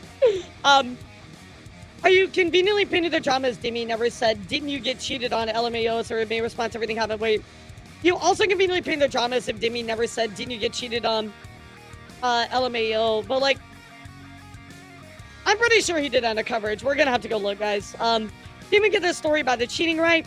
He said, fiance of 10 years. It was my best friend of 10 years. Definitely got most of your notes about me from misinformation. Okay, so Mugen misspoke there. Right, he misspoke. Which, I mean, that's, if he made a mistake, he made a mistake, right? He misspoke. But, like, I wouldn't say that's, like, this misinformation. He probably just misspoke. Like, that, again, that's a reach. You're trying to make sure at every turn to make me look as bad as possible with bias to give people the impression I'm a borderline criminal and pedo. Fucking disgusting. Alright, well, here we go, guys. We're gonna watch it. Of being railed live on a Twitch stream is not really a new concept, because back in 2022, that's someone else is a piece of shit. Now, this might come as a shock to you, but the idea of being railed live on a Twitch stream is not really a new concept, because back in 2022, that's actually exactly what happened. Popcorn. A Here woman we go, streamed guys. herself with her boyfriend behind her, and it was just so. I think the pedo accusations came from, like, him, like, being like a lolly enjoyer, right? Or lolicon enjoyer. Blatant, so obvious that it went absolutely viral. In fact, I can't even show you the full clip because it's that blatant. This video will get age restricted. But yes, this is actually real. And back in 2022, people were shocked, not just because of the act itself, but because it was done on a website where the youngest allowed age to make an account was 13 years old. So obviously, a ban was expected. Yeah, we might not get to IRL news today, but I'll do my best, guys. I'll do my best. To be fair, I didn't really have, like, a lot, and I wanted to focus mostly on this, but, you know, we'll see. Maybe we'll just do a long news day. I don't know. We'll find out. There's only an hour left on the timer, guys, so maybe the subathon will end and we don't get to any of it. The thing is, people were shocked yet again, even more so than the first time, because they realized Twitch banned her only for 7 days, effectively giving her a 1-week vacation. It's not real. It's just a random allegation. But here's the deal. This was someone who didn't really have a large following. In fact, she barely had any following at all. So here's the question of the day.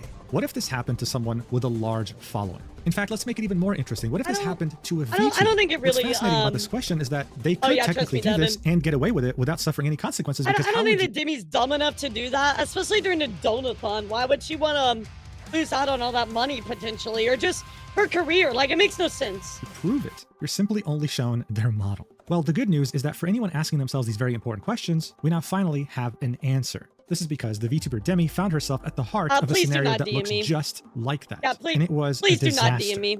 What started out as a simple post outlining her fan art preferences for her community would somehow escalate into a nasty feud with another content creator, which would somehow lead people to find a VOD from August 10th, 2025, in which Deme streamed herself playing the game Outer Wilds. This was it. This was the VOD in which people were convinced that Deme was getting railed live on stream, but not just for a few minutes. Some would be convinced that this lasted for over an hour of just constant railing as she was trying her best to hide it by acting normal on stream. I mean, look at this novel here, which is meant to show you all the different timestamps she did something suspicious. If you're talking to me. This person would even go as far as labeling this whole debacle as Arc 1, Arc 2, Arc 3, Arc 4. Dude, this whole thing with all the timestamps was nuts. I will say, I don't think they should have deleted it because, again, deleting anything makes you look worse, but again, you can look through all of these and I don't think it proves a point. Arc 5, and believe it or not, this is me barely scraping the surface here. Because then the narrative would shift into the fact that she was getting railed, yes, but by another guy as her boyfriend was sitting in the opposite room. Guys, this would go so incredibly viral that yes, not only would it trend on Twitter, guys, but according to the website, you wonder why I've been talking about this for so many days in a row. It's because it's literally gotten to be huge, guys. I mean, like, I saw on Reddit, I think it got up to number 15 on like the front page. Like, I mean, dude, this got viral. It's huge outside of VTubing. 50,000 posts made about this topic in just 2 days. Tens of millions of people would see these posts, and it would spread all around the globe as far as China. I mean, you can even find people talking about this on Facebook. Hell, this was so significant that there's even a dedicated Know Your Meme page about it now. This has piqued the interest of millions of people, and yet many have a hard time understanding it due to its needlessly complex nature. There are so many layers here, and so I figured I would make a video about it, explaining everything as objectively as humanly possible so that you can come up with your own opinion about it after understanding it, so that we can proceed. You know, the people on Facebook are just instantly believe everything. To finally move on, because I'm tired of seeing this on my feed. And so, without further ado, you messed up you already know the drill by now. Let's do this. No. All right, so first things first, who the hell is Deme? Well, I think it's obvious by now, she is a VTuber, but not just any VTuber. Over the last few years, she has become one of the top English-speaking independent VTubers on the planet. Whenever she goes live, she averages around 3,400 viewers, with her always peaking around 4,000 to 5,000. The reason why this is significant is because recently, Twitch started incorporating a new way to combat viewbots, very large indie VTuber, guys. People it thinks are viewbotting. Y'all gotta understand, like, Deme is very large. For example, Emiru recently had her view count reduced down to 10,000 viewers. During her streams, she usually always peaked around 20,000. So I'm gonna be so honest, guys. I'm tired of talking about this. Like, I'm like, balancing this and Onkey has been a journey in itself, for real. Like, oh my god. And there she was, capped at 10,000. This was Twitch saying that it thinks half her viewer count is Alex. fake. I mean, that's so huge. For now, seeing that Twitch's viewer cap took no effect on Deme's channel, it meant that she had a substantial community and that it wasn't fake. But how did she manage to achieve this? Well, for people who are fans of her, it's fairly straightforward. They love her personality and her over-the-top reactions to many different things, whether she's reacting to a video or to a video. At the same time, her model is very unique and very expressive too. It's easily recognizable, and there are people who watch her purely because they like the way she looks. But just like any big content creator these days, you can't have a fan base without having haters, and Deme definitely has haters. Their main issues with her are that she is a mean girl and that she can be irresponsible with her big platform. Which I mean, I'll be honest, I agree with that. Especially with some of the stuff she's done before. Her whole debacle with, Rosie Balmu. Yeah, no, absolutely. As an example, back in February 2026, she would tweet out, "Why is no one talking about the blatant view botting in the VTubing sphere?" Why not and follow then would proceed to call out someone specifically about I'm not this, a member, but I'm subscribed. Even going as far as contacting her talent agency at the time, Mythic Talent, to complain about this. Now, this was definitely controversial when it happened, okay? The problem with view botting, the reason why it's become such a big problem, is because unless the streamer themselves says, "Yes, I'm view botting," there's no other way to prove it. So to people who hate or dislike Deme or just disagree with her, this was as if a judge gave someone a death sentence without even bothering to conduct a DNA test. Yeah, and this was another one too. I actually forgot about this one. The Olivia Monroe calling her a view botter, and there was like, we looked into it and they're like, well, it's kind of inconclusive, so why did you jump to a conclusion? So like, Deme is definitely not a perfect person, right? We know she's explosive, she's very reactionary, etc., right? Test. Now, we still don't know whether Olivia actually did ViewBot because she hasn't streamed since the 26th of April 2026, and because of that, Twitch was not able to implement any view caps on her stream, right? She has to stream again for that to happen. And one example of her using her platform irresponsibly from people who disagree with her is when she would express how she hates when people say that streaming is hard, that she's very privileged and very happy to be in this position. This was the drama I'm talking about, the 9 to 5. Have a disagreement with her on this topic, and it would lead into drama, with Deme personally calling them out on her stream, even though she has a way bigger following than them. So look, just like any content creator, she has supporters, she has people who dislike her, and she's been in her fair share of drama. But I assure you, there's nothing that she's ever been through in terms of drama that can even compare to the radioactive show that you're about to witness. So how did it begin? Well, it would all start on June 12th, 2026, when Deme would tweet out, hey, just a reminder. I mean, I'll be honest, I've seen Deme in clips and stuff like that, but I knew about her from the prior drama. I'm uncomfortable with NSFW art of me. But why did you make your VTuber look like that? Just because I like sexy or hot things doesn't mean I want to see porn of it. It's just a VTuber. Who do you think of when you see it? She would then clarify this point further in the replies, saying, I just feel like there's so many other content creators who'd love to have artists draw them in that way, and it's wasted effort towards me too. But I'd like to make this clear. I'm completely okay with sexy stuff because I like sexy hot women, I just don't like porn. She would then reply to a couple of people who were confronting her about this point, saying, what does this have to do with me? I don't go out of my way to stop people from doing what they want whatsoever. I just like saying my personal boundaries. And that's fine, right? She can make her personal boundaries. Nothing wrong with that. This was straightforward. This was directed towards her community. Hey, listen, I personally don't like seeing my character in these specific situations, but I don't mind sexy art. And so around 6 hours later, the content creator Chibi Reviews would see her post and would decide to quote tweet it, saying, so you're uncomfortable with NSFW art of yourself, but repost NSFW art of yourself. This level of virtue. So this was something actually until this video I had never seen. So you're uncomfortable with not safe for work art of yourself, but repost not safe for work art of yourself. So this was actually, he tweeted this and then edited it later, right? This level of virtue signal is stun locked to me. So I never saw this like pre-draft version. Has stun locked me. A minute later, he would edit his post to remove the first sentence and would just say, this level of virtue signaling has stun locked me. Look at the repost. And so the repost in question would be Deme reposting art of her character in which she's showing a lot of skin, right? You have big stars that are covering her breasts, but at the end of the day, her character was wearing somewhat of a skimpy bikini, right? Now, normally something like this wouldn't really be very significant. People disagree with each other on Twitter all the time. They call out each other all the time. It's just the nature of the website and its algorithm. The reason why this was significant. I just, like, I don't want to press my beliefs on anybody, right? But like, if I saw this and I had like a real problem with it, right? I would just, why not just ask the person what they mean? Maybe it's my quest for understanding and extreme empathy because, like, guys, my empathy is so deep. It's actually, like, it's bad. It's a bad thing. Like, I empathize too much.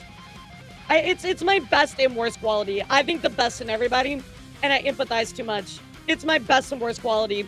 But, like, also at the same time, like, I would just, like, why not ask? Like, why not find out, you know? I don't know. I would just want to find out more instead of jumping to a conclusion. It wasn't necessarily because of the post itself, but it was because of the person who was posting it. Chibi Reviews. And for you to really understand the situation that's currently unfolding, you have to understand who this guy is. I'm really glad that Mugen kind of does a backstory on Chibi as well. And I think this will set a lot of people up that don't know Chibi, right, very well, to understand the problems that he's dealt with in the past. Would make his YouTube channel around 12 years ago, and he would do exactly what his name entails. Yeah, I mean, he's been around forever. But even back then, he would get himself into some pretty rough drama, just reviewing anime. Some people would disagree with his takes, some people would find him cringy, and it would lead to a number of people to find out that Chibi's older brother actually died from suicide. This would prompt another YouTuber by the name of That Anime Snob to make a video criticizing Chibi, making fun of his dead brother. This was back in 2018, and back then, the wider anime community was absolutely shocked that someone would say something like this. At the time, Chibi Reviews would get full support from other content creators that were absolutely horrible, by the way. That person that made that video is, it was horrible, guys. And as somebody that has lost, you know about Ia's brother, right? I mean, that's something that, you know, I see the effects of every day. It's awful, and I'm sorry, Chibi, about your brother. I really, really am. That as somebody that's, you know, seen the effects of that and how it hurts people, and you know, my partner like having to, you know, that's affected her and deal with, you know, those things. It's horrible, and I'm so sorry. That's awful. And for somebody to do that shit to you is so beyond fucked up. Were his friends, like the anime YouTuber Mother's Basement, giving his full support, and also Joey Bizinger, otherwise known as the Anime Man, saying, how dare you say this to my friend, I hope you rot in hell. So drama has always been somewhat present in Chibi's life, but it would be nothing compared to what he would have to experience in the following years. You see, around the early 2020s, I think it Chibi was would the start AI shifting his picture, content Nick. more from just anime to anti-censorship and anti-tourist rhetoric. In other words, government should stay away from what I post on the internet, and people who don't understand anime should stay away from anime. So what defines a tourist? Well, to Chibi, it was simple. If you were someone who found LOLI to be repulsive, I can't say that word on YouTube, but in a nutshell, it's underage characters found in anime, then you were a tourist and you deserve to be called out for it. So, like, I don't want to say here his definition of lolly. I don't know if he meant, like, lolicon or he just didn't really care. I mean, like, I guess some people think lolly and lolicon are, like, the same thing. So, yeah, I need to put that one up on the shelf, I suppose. Also, if you It's found really not that siblings big a deal. doing the deed, so incest, to be repulsive or disgusting, then you were also very clearly a tourist, and you deserve to be called out for it. You don't belong in the anime community. He would make these points constantly, and while yes, he would grow a fan base, he would also grow a significant amount of people who hate. Okay, so now I see why Chibi is not happy about this, right? Like, I mean, I've already watched a video, but so I should say more. You guys see why Chibi's not happy about this because, you know, he says, "Oh, very disingenuous. You're making sure every turn to make me look as bad as possible with bias to give people the impression I'm a borderline criminal better." Well, I mean, he's just stating like how you feel about certain stuff, you know. That's kind of it right now. Devin, that unfortunately that is not. Yes, for me, I agree, but for general internet, that's not always the case. Yeah, you gotta understand that terminology is pretty subjective, like overall. Hated his guts. And on October 3rd, 2024, his life would change forever due to those haters that hated his guts. He would post a clip. Basically, he's giving you backstory on Chibi. You gotta understand what he's gone through and why he's responding the way he is and stuff like that, right? It's his backstory about Chibi. From the anime Dandadan. It's saying, important. The I mean, it animators really didn't need is. to go so hard for the scene. And in this clip, we can see one of the two main characters who's in high school almost get taken advantage of, let's say, by a bunch of aliens. And it would go mega viral. I mean, 21 million views. This is the kind of post you see if you're a normie with a freshly installed wild. Twitter app. And barely 2 days later, he would find out that, well, due to this post, he would get doxxed. Someone would post actual images of the house that he lived in, as well as his brother's grave. And by the way, these aren't the only things that are available when it comes to Chibi's private information on the internet. There are literal wikis out there that contain every single address he has ever lived in his life, as well as his job history and the place he worked at. On October 6, 2024, a day later, he'd find out that the people who actually doxed him were Boruto fans. He'd make a video showcasing some of the things that were being said to him. Like, if I ever saw you in real life, I would stomp the Oh yeah, brainstem. no, I mean they absolutely went after this guy, doxed him, Kiwi Farms. I mean, there's stuff out there you can find to this day. It's horrible. Out of your head and spit on your shaking corpse, and would tell everyone that he bought a gun, so they're more welcome to come to his house to find out. He would also start a fundraiser claiming that he was going to sue the people who doxed him. After raising $17,000, the fundraiser would, well, get taken down. When people brought it up, he would block them, and eventually he would explain to his community that he had to use these funds for urgent bills and emergencies, and for the most part, if we're going to look at it objectively, his community, the same people who donated, were fairly okay with it. But if you thought that's where... So this is kind of where he talks about the donation stuff, right? I think his community is pretty much okay with it. A lot of people call him a scammer because he didn't actually use it for what it was intended. I guess I don't really have an opinion on it just because I wasn't around for it, so I don't really know. I think if you donated to it, you're the person that is allowed to have an issue with it. I don't know if he's a scammer. I don't know. I just don't know enough. things ended, you'd be mistaken. Because on April 2026, yes, this is very recent, someone would post an image of themselves holding a shovel standing right behind Chibi Review's brother's grave. They would quote tweet something that Chibi was saying and say, in quotes, "It's just a drawing," referencing how Chibi doesn't mind LOLI, right? Drawings of underage children, and then would continue with, "Compelling argument, I'm digging up your brother and turning him into a chair." Now, it would turn out later that this image was AI generated, but initially, of course, it caused a lot of uproar, and it also caused a lot of self. I remember I was going to report on it, actually, and I got, it was like a long period I didn't do IRL news. Like, it was like a long time. I want to say it was like 3 or 4 weeks. And the story was so old, I put it to the side. Celebration, right? It's important to point this out. For example, this Reddit post with 14,000 upvotes was literally referencing what had happened to Chibi in regards to that image. This really would go out of control, right? On April 20th, someone would post, "Found Chibi's brother's grave, LMFAO," and they would literally link his grave. And that whole thing about turning his brother into a chair, yeah, I think it was post an image of a AI, wooden if I chair remember. in the form of a skeleton, and under it, Either way, whether it's AI or not, it's fucked up. It's going to be blurred, obviously, but under it you could see the real Nobody name of Chibi's deserves brother, that, right? his date of birth, where he was born, Nobody the date deserves of his that. death, and the exact place where he's buried, like the actual address. 4 days later, Chibi would find out that there was someone on Kiwi Farms, I don't know whether it was jokingly or seriously at this point, to be honest, trying to convince a teenager to go to Chibi's house and assassinate him for $200. This would prompt Chibi to call law enforcement. Now, I can totally Yeah, understand. I mean, guys, you can see all this shit this dude has like gone through, which I don't know. I just don't. I feel like if somebody's like bad, right? Like you call them out for it, and then you move on, right? Like what? All of this extra stuff is ridiculous, right?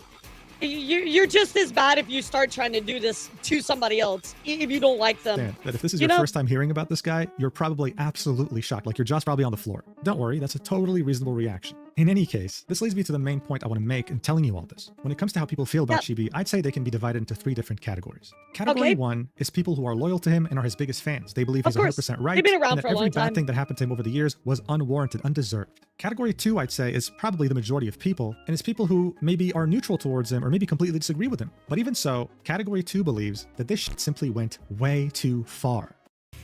I think we're probably all in category 2, guys. We're like, we kind of feel indifferent based on the situation.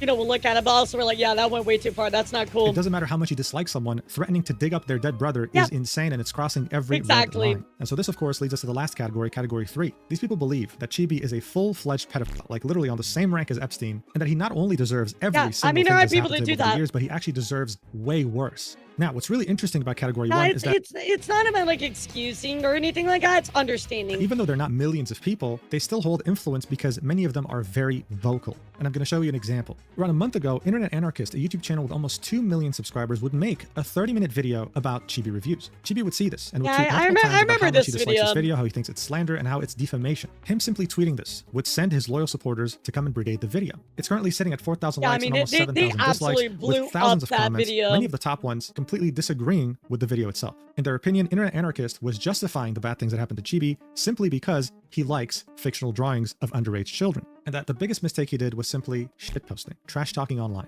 So the point of this yapathon was to show you that Chibi calling out Deme like this wasn't insignificant. Once he signaled that he disliked something, once he signaled that someone was being a tourist or a hypocrite in this case, Category 1 viewers will go to that post and brigade it.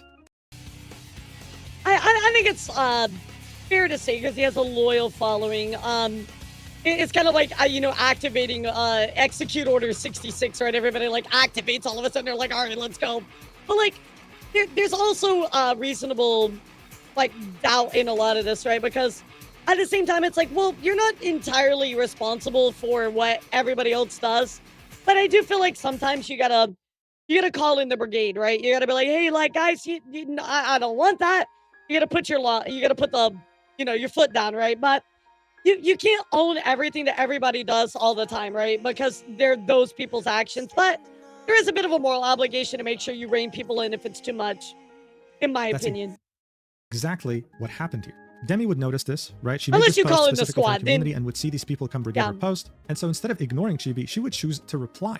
She'd say, wait, oh my God, aren't you the guy whose fiance literally cheated on you and your whole friend group sided with her? LMFAO. So here was the other point I wanted to bring up, right? So I said, also, you conveniently put in the drama as if Deme never said, didn't you get cheated on? LMFAO is the main reason everything happened. But like, number one, he did put it in the video. It's right there.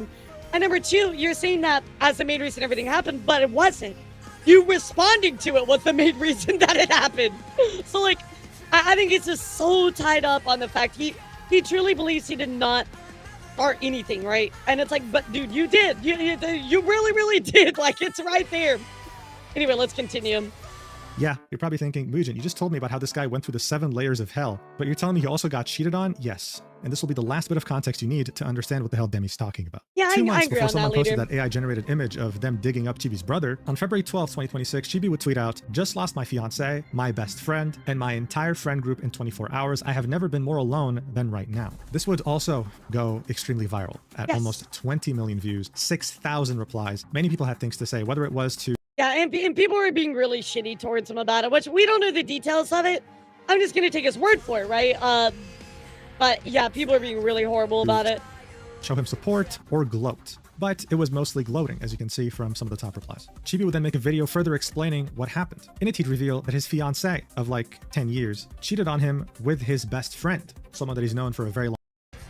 So Chibi is upset that he said fiancé of 10 years when he's my best friend of 10 years. So, I mean, he definitely, he misspoke. you know, or he wrote his notes down wrong or whatever, right? I don't think they were actually engaged for that long. But being like you got most of your notes about me from misinformation, that's a stretch, dude. Because he misspoke in one line, that's a quick DM and say, hey, you got this wrong. Can you correct it? Or, hey, I'm going to leave a comment. You got this line wrong. A long time, I believe, since childhood. Now, it's not, you can't accuse somebody of full-on misinformation because they misspoke about something that, in the grand scheme of things, is very arbitrary. You know, like, guys, do you find that line to be, the accuracy of that line, do you think that that would change the entirety of the situation? Of course not. It's very arbitrary.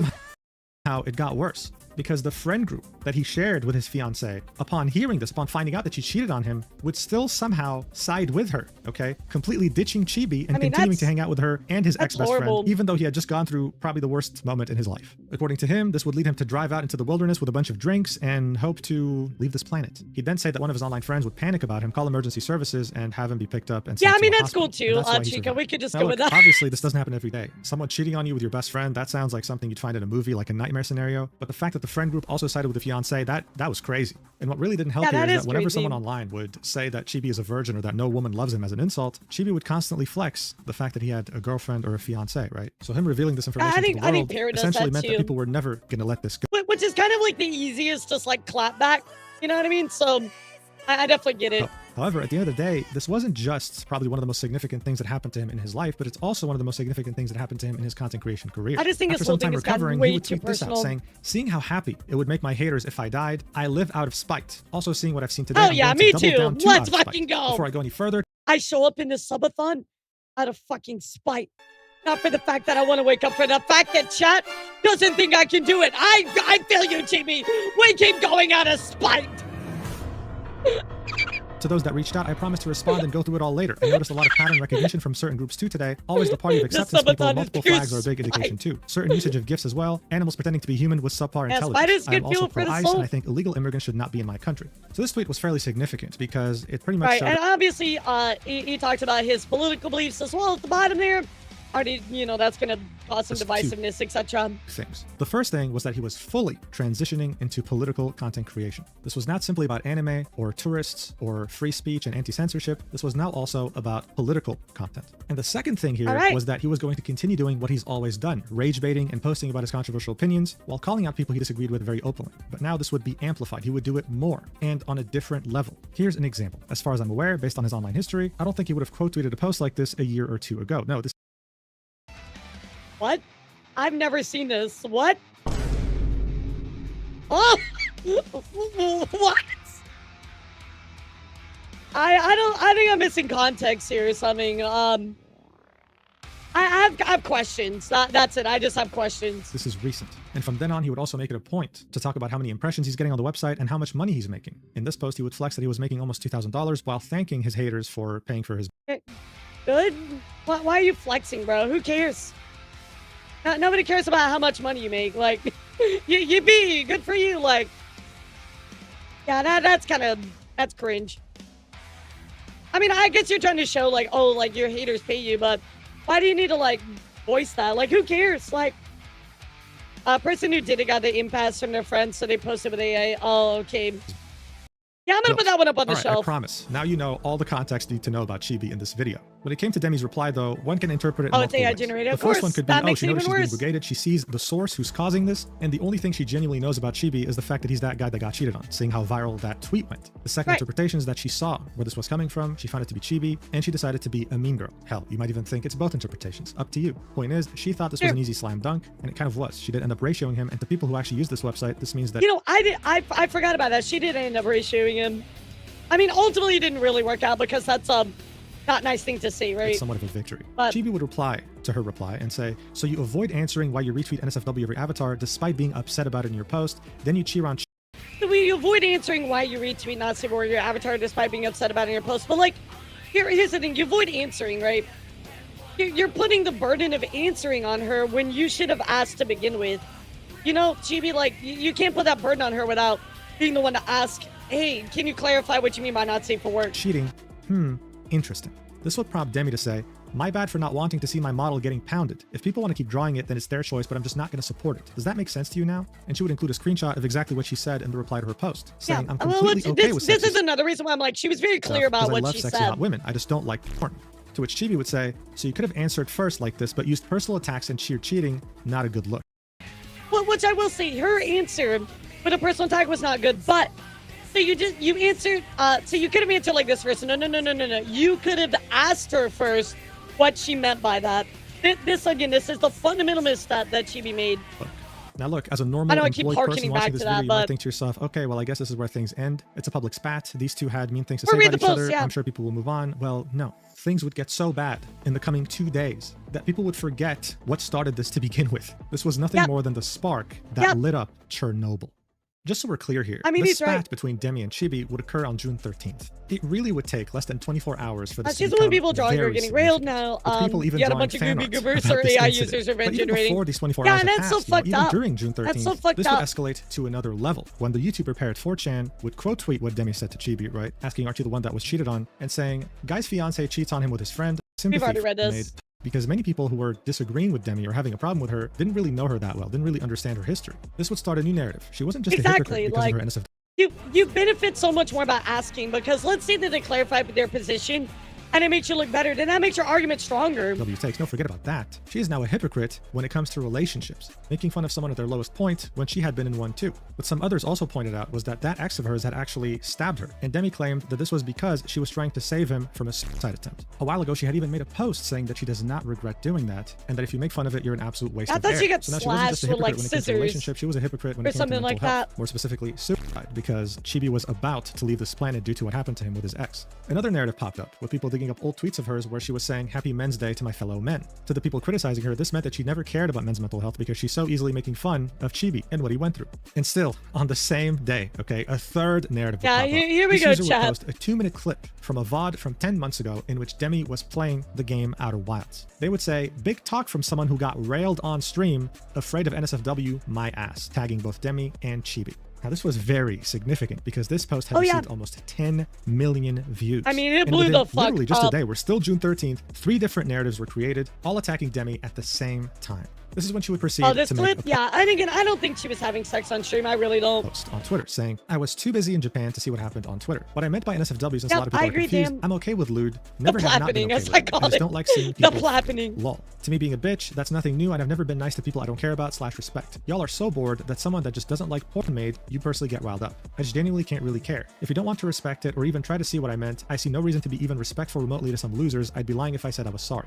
She would then continue and say, was it right to do what I did? No, but I never pretended to be a role model whatsoever and openly hate other people, so who's surprised on that? To the people bringing up what happened with my relationship in the past as a blow, we practically moved on from it that's too. what I've been calling it, the flapping. He's on it all the time, and we're happy as fuck. Just taking I forget what Rima was calling it too. It was something funny. I'm not a good VTuber, never did the norm, and I don't plan to cry about it. Rima called it Plapgate. She would then reply to 2 different replies, one supporting her and one shitting on her, and the latter said, so you're a massive bitch who mocks people for traumatic events that made them suicidal. Got it. Good to know. If you actually didn't bother to do any introspection, you're a sad person and it speaks to your true nature. To which Deme would say, yeah, honestly, if we're talking about Chibi here, I don't sincerely care. I was genuinely surprised he was the guy. The person supporting her would say, I feel like that should have been obvious to them. If we say NSFW, a lot of the times it is about people getting fucked or nudity. To which Deme would say, yeah, but they just want to farm Twitter engagement because they're poor as fuck and have nothing else to earn on. The OG post was obvious. So this post clarified her position on everything going on, but also confirmed that unlike what some people were saying, that she had left her really funny. I don't know, I'm kind of about the Plappening. And they had solved things, that they're now happy together and having a good time in Japan. On the next day, June 14th, she would reply to this post again. There's a roll off the tongue like the Plappening. I talk to my community about what people are saying. Well, I mean, we've seen all these tweets, guys.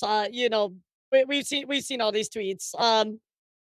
So I'm gonna fast forward just a little bit. I have a. She doesn't care about that. She was just making a post talking directly to her community. That's it. After this post would get made, Chibi would tweet this out, saying, instead of apologizing and making peace, she doubles down in latest post and blocks me. I think this says a lot about them. And he would show a screenshot of Deme blocking him. He would then find out about her new reply that she made, where she talked to her community, and he would also comment on it, saying, says sorry, not sorry. I just hate Chibi because he's a weirdo and cheer on cheating because of it. And have to constantly talk about this for multiple days at a fucking time. Everyone knows they're getting pushback. Yeah, you know. So look, by now, I'm sure you can understand how things have already started to spiral. And depending on your algorithm, depending on who you agree with, depending on how hard you look, you could find 2 very differing opinions at this point. The first group was focused.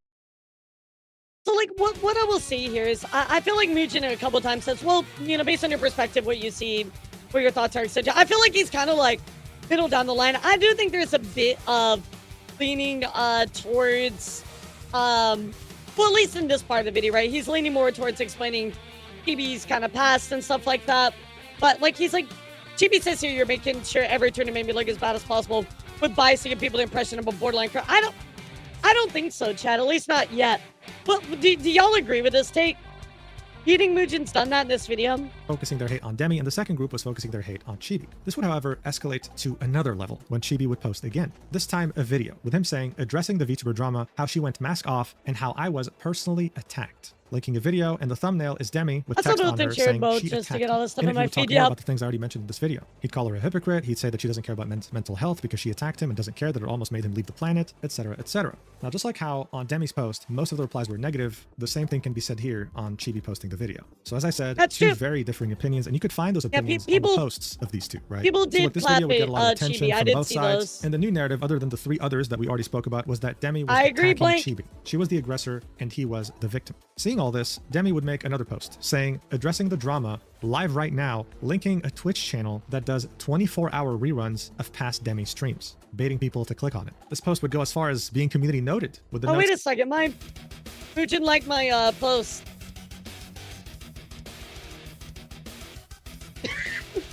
I've been VTubing serious since 2021. This might be the most 0 to 100 situation I've ever seen. That's funny. You know, still some people talking heavy metal elf jump scare the Mujin comments. Love that. Wow, I made it, guys. I made it. saying, the linked Twitch stream is a 24/7 rerun channel replaying VODs, not a live broadcast. But while some would I think Chibi's far too emotional about this. He's taking everything way too personal. Yeah, I mean, obviously it's subjective, right? But like, I don't get that sense of what he's saying right here. I think that Chibi has a bad habit of overreacting. Is what I'm kind of getting. Because again, my whole history of Chibi started about a week ago. Like, you know, I'd seen some takes of his that were not within my moral compass, so I had muted him off of my timeline. But, you know, looking at all the stuff that's happened with him in the past, I do genuinely feel it's sympathy. I do. I feel really bad for the things he's gone through. But also, like, I'm starting to see a pattern that he overreacts very quickly to things that are like, dude, yeah, no, you gotta take a step back. Yo, what's up, Timpus? How are you? Thank you for the raid, kitty. call this a top-tier troll, How there was your was stream? a looming shadow that was making its way towards Deme. The clip of her allegedly getting railed on stream was truly blowing up. Like, I mean, it was going mega viral. So much Oh, so yeah. that a user would make fan art of Deme getting piped while also making fun of the incident where she was stabbed, right? Saying, please don't let him find out, otherwise he'll stab me with the scissors again. Effectively making it seem like she was cooking her boyfriend. Now, Deme but she would, wasn't. for some reason, That was quote-tweet this disproven. fan art. She would not, however, address this whole getting railed on stream thing. So I don't know why she decided to quote tweet this post in particular. Yeah, I but here's agree, what she had to say. Captain. I mean, like, her comment was very unneeded, but also at the same time, like, you know, you can still advocate for something and also, like, make a misstep about something you say, right? I just feel like, again, everything is so binary. That's the way everybody treats Twitter all the time. Oh, it's either this or that. You're a hypocrite or you're not. You believe in this 100% or you don't. It's like, bro, there's differences. Like, there's nuance. CB fans want to preach about men's mental health while making fun of a man's suicide attempt. I got slashed accidentally when I pulled the scissors away from him, trying to save his life from a horrible decision. Their obsession with the cuck fantasy. You're not the first news channel to come to that conclusion. Well, again, it says everybody's like, you have to fucking, it's one thing or the other, right? And I'm telling you, yes, Deme fucked up by saying that, but I don't believe that she doesn't believe in men's mental health, right? And yes, she definitely misspoke and definitely said stuff she shouldn't have, but that doesn't destroy the entirety of the fact that she does or doesn't believe in something, right? That's just kind of what's wild to me. He also checks out. I had no idea that Chibi Reviews tried to take his own life, and I don't wish that upon anyone. All right, we've already However, read that. Anyway, I'm gonna continue my Japan trip. Peace emoji. Now, she would reply to this very shortly after and say, I had to update the tweet since I didn't want to spread misinformation. My bad on that. What's And what she wild, was leader? referencing was the fact that in the first version of this, she would link an image in which Chibi Reviews says, went to Walmart today and saw some cute LOLIs, which honestly made my day, lol. So this is a fake tweet, right? Chibi never tweeted this. Many use it to hate on him because if it were to be true, this would be him admitting that he pretty much likes children, right? IRL children, and still calls them LOLI, even though they're meant to be fictional characters, right? So, you know, just straight up admitting he's a pedophile. This image has spread so much throughout the internet that there's a lot of people who believe it's real. In fact, even Internet Anarchist, when he made his video about Chibi, had initially included this tweet, which later forced him to re-upload the video once he found out that it was fake. In this case, though, Deme would fairly quickly remove it and edit the Exactly, tweet Green. because I'm pretty sure you can't edit after an hour had passed. But to Oh, the art. Yeah, the art is fucked up. I agree. So again, this is a I mean, even Mugen's defends him here with this fake screenshot, which is good. The damage was already done. It didn't matter. You clearly knew what you were doing, trying to slander his name, and no amount of trying to fix it will solve this. Now, this tweet, of course, would attract many people who hate her. It would receive a lot of backlash. It simply didn't do anything to calm down Chibi I feel like Mugen's doing a good I'd job. be lying to you if I said that Chibi wasn't also receiving hate himself. As I said, opinions were really divided into two categories with no nuance. He either hated Deme or he hated Chibi. I mean, everybody's. But here's the thing. All of a sudden, we have a third group of each people other. join in on this drama. People who didn't really care who Chibi or Deme even were. They were just shocked to see That's a not VTuber needed. allegedly getting railed live on stream. This is yet another post referencing that same stream, getting over 7 million views. Here's another post saying this clip makes it far more obvious what the f LMAO, getting 5 million views. Someone would say, man, she's weird for doing this, but why do people care about this? The person Was Mugen able to modify the video? No, he would have to re-upload it. If so, what was Chibi complaining when Mugen specified it was fake? What are you talking about? who posted it would say, who knows? I just thought it was funny, LMAO. So see, this was a third group of people coming in, not really caring about the drama. This is the epitome. Mugen says this later, so I don't want to take away from his punchline, but like literally the epitome of this is I choose to believe it not because it's true, but because it's I didn't even funny. know how this drama began, just acting shocked over this. This is yet another post saying, yo, Deme, I think you might want to take down the VOD. Getting railed midstream is kind of crazy. This would again get over 6 million views. And I mean, in general, for June 14th and 15th, this had taken over the entire website. Well, sure, leader. I And yes, mean, of there's course, always I'm going to bad show you clips people so that and you can make up your own everything. mind, but I just want you to understand. This had gotten so viral that when you go to YouTube, you can try this right now. Pause the video and do it yourself. If you just as much type Deme, you will see It's one of the Outer first Wilds results 2, being yep. Deme plays Outer Wilds #2. Deme When I went through those VODs to match up sometimes, in the first one, it was crazy. People were commenting, they're like, not this video, the next one. Wrong video, go to #2. And the #2 is just, I mean, the comments on there are diabolical. Outer Wilds 2, Diminishki Outer Wilds, Deme Outwards 2 VOD. This didn't just take over the algorithm of Twitter. This took over the YouTube algorithm too. Yep. Prior to this drama, this VOD had like 50k views, maybe 60k views at most, under 100k for sure. It's almost in like a less million. than 48 hours. It had I mean, reached it's nuts. over 800,000 views. And as you might expect, most of the top comments, actually no, you know what? All of them are referencing her being railed. There were multiple comments describing in very painful detail what was happening during every suspicious event. I mean, this guy right here would just admit it himself. He spent 6 hours watching the VOD and making these timestamps. Dude, bro, it's like, I mean, really reading that much into it.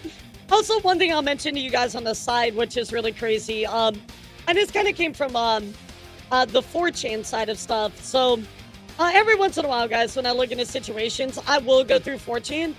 And 4chan is looking at Subnautica videos, trying to point out moments in Subnautica VODs where they think she was getting railed as well, which obviously are baseless. It's just her doing the same kind of bouncy, like, fussy noises every once in a while, which I think lends more truth to the fact that she didn't actually have sex on stream.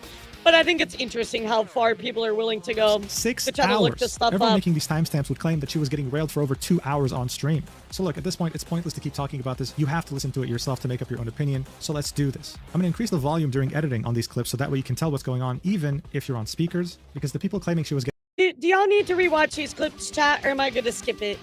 Yeah, do y'all need to rewatch these, or y'all good?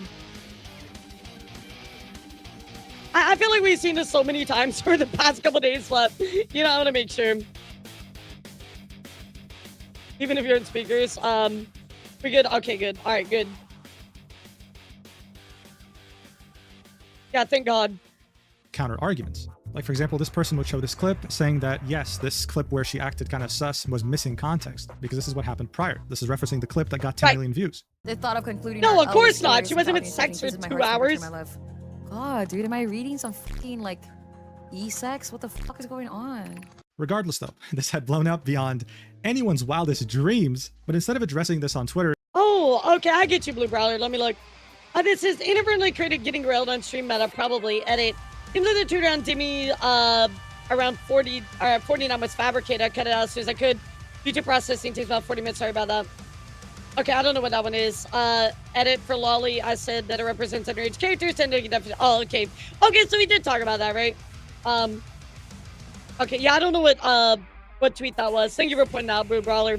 I was so Deme confused. would actually take the decision to address it in her Discord, straight to her community. She would post an announcement saying, "I'm not really surprised that Chibi viewers genuinely believe I don't know what sex on stream screenshot because it they was, probably so never heard a I don't woman talk to them remember. IRL." Nikita, her boyfriend, was literally streaming at the same time. They're literally 'Cause trying to make I did themselves watch have this a last night, POV. but You can't make this I shit up. don't They remember can't which defend one it themselves with was. the points I've said, so they're doing a character smear campaign. Also, this was the time when we can hear each other during stream because he was in the bathroom. So to her, this was ridiculous. The guy they was were in the talking about bathroom. clap, She would clap, never clap. get railed on stream, and this was nothing more than an attempt to disparage her character. However, some people caught wind of that Discord announcement and actually decided to try and debunk what she was saying. This person right here would say, "I believe Deme is lying about the date of her Outer Wild stream. She claimed it was August 10th, but during her stream, she opens Instagram and you can see." And this tweet was, for me, was what inspired me to go deep dig into the videos and how some of the dates were wrong on the VOD. But again, that's probably because she was in like a donathon, so it kind of all made sense. August 12th. She was streaming on August 10th, but she was playing Battlefield 6. You can see the date on her desktop again. Her boyfriend was streaming on August 10th as she claimed. If you want to want someone to get cracked on stream, there's websites for that, stream guys. took place on August 10th and not August 12th. August 12th being the same day her boyfriend has no stream VODs uploaded. I think it's because she's lying and needs an alibi for her boyfriend. This doesn't prove she did anything dirty on her Outer Wild stream, but I believe it does prove she changed the date of the stream in her description, which is pretty sus in my opinion. Does anyone have another explanation? I'll happily correct myself if so. So now the detectives were on the case. Oh, but you can here's the cut deal. stuff. Deme's You Discord can cut post trying stuff, to Blue explain Brawler. to her community what's going on would somehow But you typically backfire. can't modify, Because now the you can narrative only went from, cut. oh, she was being piped by her own boyfriend live on stream, to the new narrative, which is, oh, she says her boyfriend was streaming at the same time. Well, that means she was Yep. being piped by Yeah, someone else. She's cheating on literally, him, it's and her like, oh boyfriend my is like, god. yes, this We kept somehow moving the still managed goalposts. to escalate to another So level. many times we The way moved these the people would reach this goalposts. conclusion is by linking the VOD of the boyfriend as Deme was streaming at the same time. They'd claimed that while her boyfriend was streaming the game Counter-Strike, Oh, yeah, there's Deme definitely was being sites for piped that. by another guy on the opposite room because she was screaming in the background. Watch it for yourself. Of course, we already know because Guys, she. Demi screaming the other We've room is seen really off. this. Okay, that's my reasoning behind that. Okay. Now, look, the same person who tried to debunk Deme's behavior in her Outer Wild stream by adding more context would again pop in with a post with over 5 million views saying that these allegations were incorrect. He had matched the time codes of both the boyfriend stream and Demi's stream Yep, and about concluded the that her cuck screams had stuff. nothing to do with getting piped. Which a lot You of see the people clip you just mistook what this proof was. A lot of people were like, oh, well, she still had sex on stream. It's like, well, okay, that part is not technically disproven by them streaming at the same time, but this cucking part is definitely To disproven. argue that at the same time this was number happening, one. this is Fact what was two. happening on Demi's stream. It's actually from before, right? They're just. I don't think. The only thing that can kill me is. I can't do this. I can't do this. I can't do this. So I mean, it's clearly lined up. We dove into this a little bit ourselves. So let's go look at the apology section, chat. So by June 16th, barely just a few days after this had began, Chibi would make a tweet saying, "I feel this is important to say. If Deme actually offered me a sincere apology, I'd accept it on the spot. I believe in forgiveness and goodwill. However, apologies are hard nowadays because of pride and ego usually gets in the way." Which I will say, Chibi, you also gotta live by your own words on that too, and apologize that you started it. You know, like, or at least apologize that you maybe misinterpreted or or lack of reading, whatever, right? Like, you need to apologize as well, dude. Especially if you're a content creator. So again, as I said earlier, to Chibi, he was the real victim here and Deme was the aggressor. If she had simply just apologized, then none of this would have happened. He would also comment on all these viral clips of that Outer World stream, saying, when it's multiple examples of her getting railed, it's no longer just an act. We don't have complete definitive proof, but it is damning. I mean, at least he says Of it's course. not This definitive. would lead to some people saying we don't have complete definitive proof, so it's fine to call Chibi a pedophile then. Just the usual back and forth that you find on this website, but you get the point. To Chibi, she was 100% being piped on stream, and it further showed just how bad her character truly was. But this simply wasn't about her brand or VTuber model anymore, because now this would escalate people were further by body including shaming. the way she looked IRL. Yes, this image shows Deme in real life. A Twitter user would make a now deleted post, I'll explain why it's deleted, but they would make a post attaching this image and calling Deme a whale, right? Attacking how she looks, body shaming, etc., etc. Now what would happen next was unexpected, I think, to many, especially the poster. Asmongold would come in Yeah, we already talked about this part with and would get almost Asmongold. 1 million views, and he would get a lot of hate for it. His own community was fairly outraged over the fact that just too much was a white. I'll go through this because we've already talked about all that. Lol. This person would then end, most people on here, I am not sensitive. He is allowed to roast me, as I will him. And yeah, been done. She had not going to be talking about her body too long because something else would sprout out during this whole Yep. radioactive mess. Every Some people would find possible old tweets of thing. hers, like back in March 2023, in which she said, "I have VPD," which stands Yeah, for I'll Borderline absolutely Personality cipher. Disorder. She would say, She "I'd will like to never be apologize able for to shake sometimes, it, in a way, unfortunately. sabotaging my own growth It in Twitch, sucks. YouTube, and TikTok. I'm not good with change, to be honest, so when chat starts to be different, Yeah, that was etc., a I kind of rare, freak out mentally, trying my Asmon best to be better. W. Much love." So this person would write an entire post of 12 paragraphs, garnering over 3 million views. And we attaching talked this about this in great detail with that we Vicky just saw, yesterday, if y'all recall. a tweet addressing it. And she kept it very short, saying, "If I was creating crazy enough to fuck on stream, Vicky, of course, talking about her BPD as well. How a lot of that stuff was just misinformation and also painted a really bad at least have an stigma. OF. I encourage you to watch the VOD from yesterday about that. It was really good. Debate engagement skull emoji. Stop forcing your cook fantasies on others. My ass too fat to move that little. This would garner millions of views, but it would also garner many replies. And I mean, it's really mixed here. Looking at the top replies, one can say that genuinely half of them are siding with her and half of them are going against her, saying, yeah, dude, we have enough proof I would that say you it's were actually 50-50. doing it live on stream. As this was happening, GB would tweet this, saying, hold up, is it true Twitter she's deleting tweets responses to hide right there. evidence now? This all could have been avoided if she didn't double and triple down. My mask off ability is stronger than ever. As this was going on, he would do something that he always typically does whenever there's a conflict or drama surrounding him, which is post a screenshot of his stats, saying my stats on Twitter. I don't understand this. Like, what? I don't know. Maybe I'm a little bit more like traditional in that regard, but like, who cares? How much money you make? Like, nobody cares. 7 days, showing that he's gotten over 17 million impressions, which also means money since he's monetized on the website. Now, Deme Yeah, wouldn't it's just post like, anything yeah, for around literally more than the meme, 24 weird hours flex, since she but would make okay. that post about how if she really wanted to get railed on stream, at least she would have an OF account. And then on June 17th, she would decide to make this post, saying, I was ready to genuinely take this to the ground because of the Right, idea so that here's the why should I ever apology. feel bad being rude to someone who's a piece of shit? But after some reflection, the thought occurred to me, do I really want to go as low as him though? And the answer was no. Yeah, I don't know if I would look at it as like proof you're right. I just look at that as you were part of drama, you know? I said what I said because I personally think that there is no scenario that a friend group chooses the side of a fiance that cheats. I can't even fathom friends siding with a cheater. However, would I have brought it up if I knew that he was suicidal because of it? No. I admitted it in the previous tweet, so why didn't I apologize? Because he's this and that. I just realized something. Oh my god. I'm bouncing my leg up and down and my model's kind of going up and down. And I'm like, oh, does it look like I'm having sex on stream? Oh no, I'm getting canceled next. That blah blah blah. That's so But I thought funny. about it, and that kind of ideology is quite harmful. I knew I was wrong, and I admitted that twice. Yeah, but I didn't imagine apologize. moving So on after stream. reflection, I am sorry. I'm sorry for bringing up a memory that made someone suicidal. It was a low blow, even if I didn't know, regardless of whether he was intentionally being a piece of shit. I don't want to stoop to his level. I'd rather be better and learn from my mistakes. So this was Deme essentially saying, look, I know what I did. I know I've already said it was wrong, but I didn't apologize. So at this point, I don't want to stoop as low as someone like Chibi. I do want to apologize. I had no idea that he almost left this planet due to this happening to him. So I'm sorry. I'll apologize, even if you were intentionally being a piece of shit. Now, Deme had reached this conclusion, right? She felt this was the right thing to do. There were some people who supported her, but for the most part, the replies were either littered with, this isn't a real apology, you owe Chibi more than that, and why did you apologize? Chibi doesn't deserve an apology. Yeah, Shortly before this literally, that was apology, it. Chibi would make this tweet saying, keeping it real and personal. I think the reason Deme attacked my personal life like she did was because 95% of the time, people get away with it. You all have seen the tweets people have made about me, so the fact this blew up in the VTuber Deme's face is even a shock to me, and I know it is for her. Every post she makes has a shit ton of likes, but you're hard-pressed to find a single positive comment defending her, and if you do, they are ratioed. I mean, let's be honest, guys. So, for instance, like, I'm never gonna typically use Twitter as much of a argument when it comes to like likes and things like that. Like, I think I've learned over the years that's just not it, right? Like, oh, they're getting ratioed. Well, the thing about Twitter is the maddest people are the loudest. Most people now that know how Twitter works just don't engage anymore. They're just like, it's not worth their time. Yeah, they might get ratioed, but this is mostly due to the fact that, you know, the maddest people are the loudest, right? So I don't think using what's indicative of what's happening on Twitter is necessarily like a good indicator of what the general consensus is. On top of that too, like, you know, I went through a drama where I made my comments about Mizu, right? Mizu.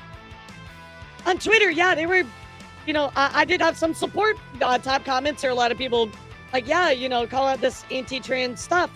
I had a lot of people come after me. But then if you went on Reddit, I had a lot of support on Reddit. So I think, I don't know. I think just using Twitter is like the basis for the truth is, it's shaky. Now, I'm not at saying she's best. botting, but I know others can push bots on At someone's best. post. It's not normal for a post to get that many likes, like 99% of the comments totaling hundreds or even thousands disagreeing with the main post. But on to the No, real I don't point, think I she's legit have botting. weathered so I much just hatred think that that, like, truthfully these last few days have been nothing. it's big Nothing compares news, to the so real it's life pain blowing I up. experienced months ago. The worst day I had is behind me, and I have grown mentally stronger because of it. It's just funny seeing how I could cause a massive crash That's out gonna on be this my next scale stream for title. someone that is more successful than me. Anyways, just my throwaway thoughts on this entire situation was an extremely rare miscalculation that I didn't even expect. So here Chibi was pretty much, I guess, gloating that this had blown up in Demi's face, even though she's more successful than him, while also kind of accusing her of Yes, botting, or at least her exactly, community of Cypher. botting. Look at So all the her people post that supported Chud the to Builder. get way I too mean, many that was likes compared to how many insane. people are willing to defend her in the replies. What do you think? Are they bots, or are they simply employed? Up to you to decide. Upon seeing the apology, Chibi would make this tweet, saying, after days of doubling down, Deme has finally decided to apologize to me at the end of her latest tweet. Before she did that, however, she made sure to call me a piece of shit, along with a few other things, despite saying she won't stoop low. Progress, I guess. So to Chibi, yeah, she did apologize, but it wasn't really an actual, real apology, but hey, at least it's progress. A few hours later, he would make another tweet, saying, yeah, I mean, that's kind of how I feel about Deme's response to him. Like, well, at least it was something, right? She did personally an apology DM to you. call me a piece of shit and she will never stoop low. Deme went on to posting this on her official Discord, saying the apology was never intended for me. However, prior to the Discord messages, she privately DM'd me on Twitter apologizing. So this means her private apology to me in DMs wasn't sincere at all, which is why I am showing it. So this was the screenshot of what Deme said in the Discord. I'm going to read it out. She said, I'm seeing a lot of messages here in the Discord. Please. Crying emoji. It was never for them. While making you remember something that traumatized you, I had no idea when I made that first message. So look, objectively speaking, right, Chibi is wrong here. He'd say Deme went on to posting this on her official Discord. This is why Chibi is upset. This is why Chibi is upset. Because Mujin made an objective call right here and said Chibi's wrong. That's why he's upset. Let's roll it back a little bit. Well, look, objectively speaking, right, Chibi is wrong here. He'd say Deme went on to posting this on her official Discord, saying the apology was never intended for me. I'm pretty sure he's referencing the first paragraph here, her saying it was never for them. I'm pretty sure here she was saying that this apology wasn't for anyone who was trying to slander her name, anyone who was saying that she was I agree with getting railed, anyone that was calling her a hypocrite. She would specifically say, look at any of their profiles and realize that I angered the group of people that I would have banned in my chat anyway, literally. Maybe Chibi's referencing her last sentence. I did this apology not only for me, but for my community to be able to move on. But then she would specify, I personally think I can genuinely think someone else is a piece of shit. Here she's referencing Chibi. Yeah, like, I mean, she specifically says. Someone would reply to Chibi's post saying, I still wouldn't trust it, but that's me. And then Chibi would say, she straight up admitted it wasn't an apology to me with these posts, so there's nothing to trust. Again, this is I why would he's think upset. that most people looking at this but like Chibi, like, it's okay to look at this and be like, you know what? Yeah, I get it now. I was wrong. Like, you know, you're not going to be seen as weak for, you know, being wrong. Like, dude, we're all wrong. I'm wrong all the time.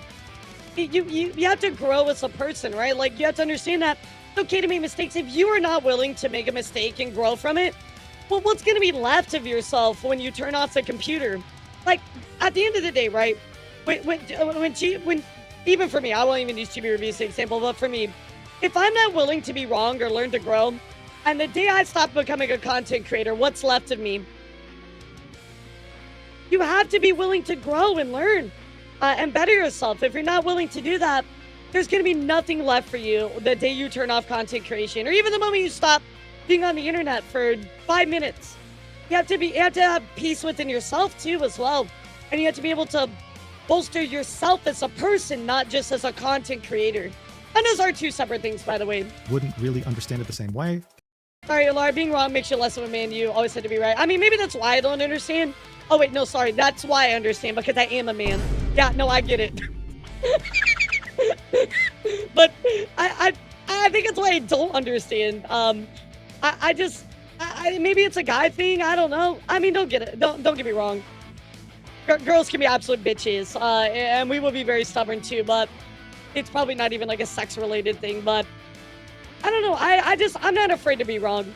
If I'm wrong, I'm wrong. But regardless of whether she actually meant it towards him or not, Chibi was not convinced. He was not ready to let this die down. On June 18th, he would make a post saying, VTuber Deme has apologized to me, but do I accept it or deny it? Linking a video and an image of Deme's model on the ukulele apology. At this point, though, people had already somewhat started to move on from this. But to the people who were still invested, there were many mixed opinions. She didn't mean this. She was forced to make this apology. Or she actually meant it. Or even if she didn't mean it, just move on already and get to something else. In this video of his, he would reiterate what he's already said on Twitter. The fact that this wasn't a real apology, the fact that her Discord message disproved what she was saying to him in DMs, while giving a full 17-minute recap of what happened so far, and of course referencing the whole idea of her getting railed on stream. Watch. Trying to retweet NSFW of her model, very saying, I'll skip this. We already watched it. Like that. You know what? It seemed like Chibi was not backing down from this. He was still using the same talking points, simply reiterating them on the video, while also insisting that other than the Discord message making it sound disingenuous, she couldn't even say the word sorry in DMs, she could only say, my bad. Which, again, my bad is sorry. Again, proving to him that this wasn't real. He would then end his video by saying this.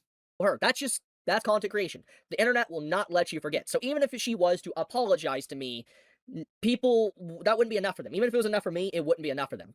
But yeah, that's true. I will say, if she genuinely does want to apologize, I will accept an actual apology instead of these backhanded, back and forth things going on, trying to label me a piece of shit just for being weird. It's just.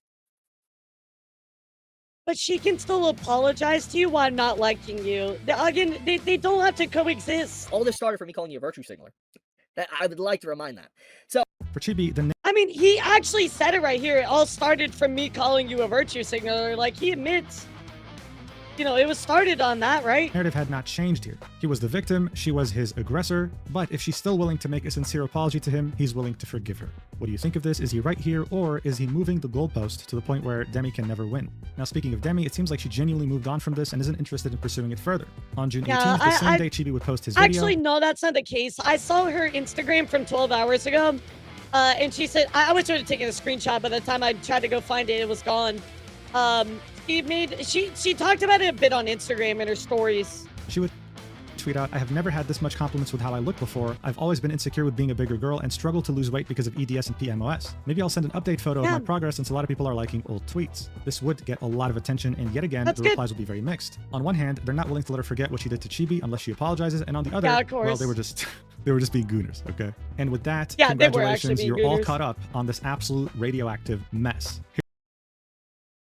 I'm gonna stop it here because, or actually, wait. No, it's just a few more minutes. I'll play this part because, Mugen literally says the wrap up of the century Here's here. hoping it doesn't progress further. Yeah, this literally, right, is exactly what is truly and honestly happened. It's kind of nuts. What's up, Jack? Thank you for the raid. If I had to compare this to something, I would compare it to World War I. You know, history books tell you that World War I started because Austria's Archduke, Franz Ferdinand, was assassinated. But after 4 years of one of the most brutal wars in human history, after millions dead, do you think anyone in 1918 thinking about the war was like, oh yeah, I remember how it started? No, it had escalated to something so crazy that it didn't really matter how it started. And that's the same exact thing here. How did this thing start? Who cares? This had blown up past the stratosphere with allegations against Deme that she was being railed on stream. This was never about what she said to Chibi or her not being okay with NSFW art of her that involved her getting railed. Look, a few years ago, this would have been petty D-tier level drama. But if you've noticed, especially since the beginning of this year, dramas, no matter how small, seem to be dragged out and blown up way beyond proportion to the point where it doesn't make sense anymore. I don't think it's purely just because people have a thirst for drama these days more than usual, but I also think it's due to this logic, with this person right here quote tweeting Goon the clip where propaganda. allegedly Deme got railed, saying, I'm choosing to believe that Deme is an exhibitionist and got cracked on stream, not because it's true, but because it's funny. Sometimes believing in something is just way funnier than not. And this is it, right? I'm choosing to believe that it's true. Not because it's true, or I'm choosing to believe that Deme is exhibitionist and got cracked. Not because it's true, but because it's funny. This is literally like the epitome of believing in it. And I'd say if I really had to explain why this blew up to the point where it did, it's because of this logic. And if you ever needed a reminder as to why you should never download Twitter if you don't have it on your phone, then I think this video served its purpose in that regard. Yeah, So, it actually did. So let's go back and look at what Chibi said again, and see what we think about this. All right, chat? Here we go. Such a disingenuous video and thumbnail with multiple points being flat out wrong. Which points? Even the thumbnail is implying Deme never posted YouTube beyond. Okay, he has a problem with the thumbnail, but that wasn't the intention of the thumbnail. I also conveniently painted the drama as if Deme never said, didn't you get cheated on? But that wasn't. That's the main reason everything happened. Actually, but funny enough, I actually pointed that out. Chibi said that the start of everything, why it began, was because he pointed that out. It wasn't this. By Chibi's own words, he said the main reason was he pointed that out. But again, even if this hypothetically was not true, Mugen did point out that line.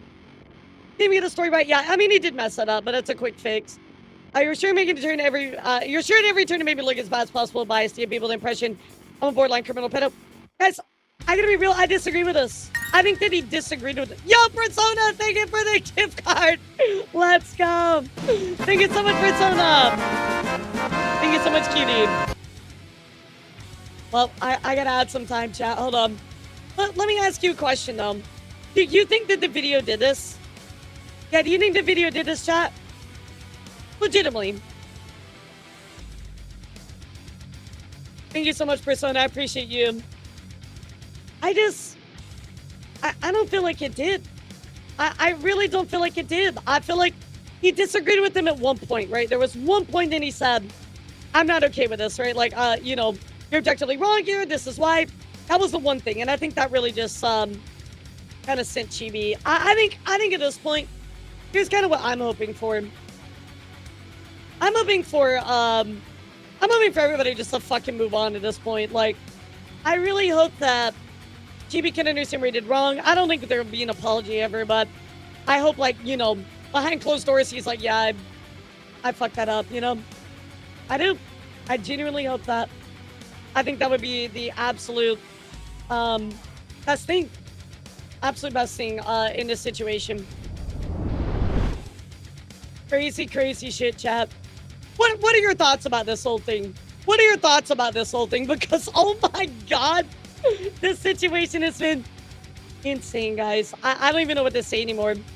I don't even know what to say anymore about it. I'm just like, I will say I've seen some of the people involved in this, man. A lot of them are questionable. I mean, sure, like, there's always questionable people every time we talk about any news, but, guys, I'm so sorry that I was not able to get to news outside of Vtubing. I really do apologize. I would have loved to, but sadly, we just didn't get there today. So, what I will do, chat, is probably Wednesday. I will catch up with you on that. And, of course, everything else. Persona literally adding 50 minutes to the timer. Thank you so much, Persona. Let me add this right now.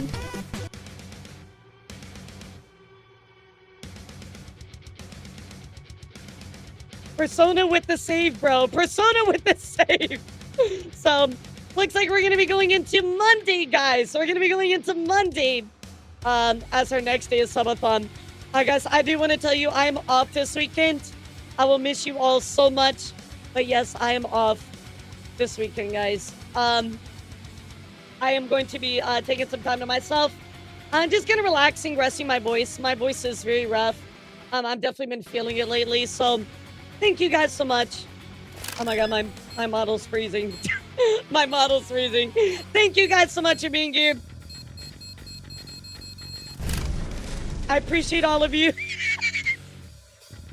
And I hope that you have a fantastic, amazing rest of your day. Thanks for being here, guys. Y'all are amazing.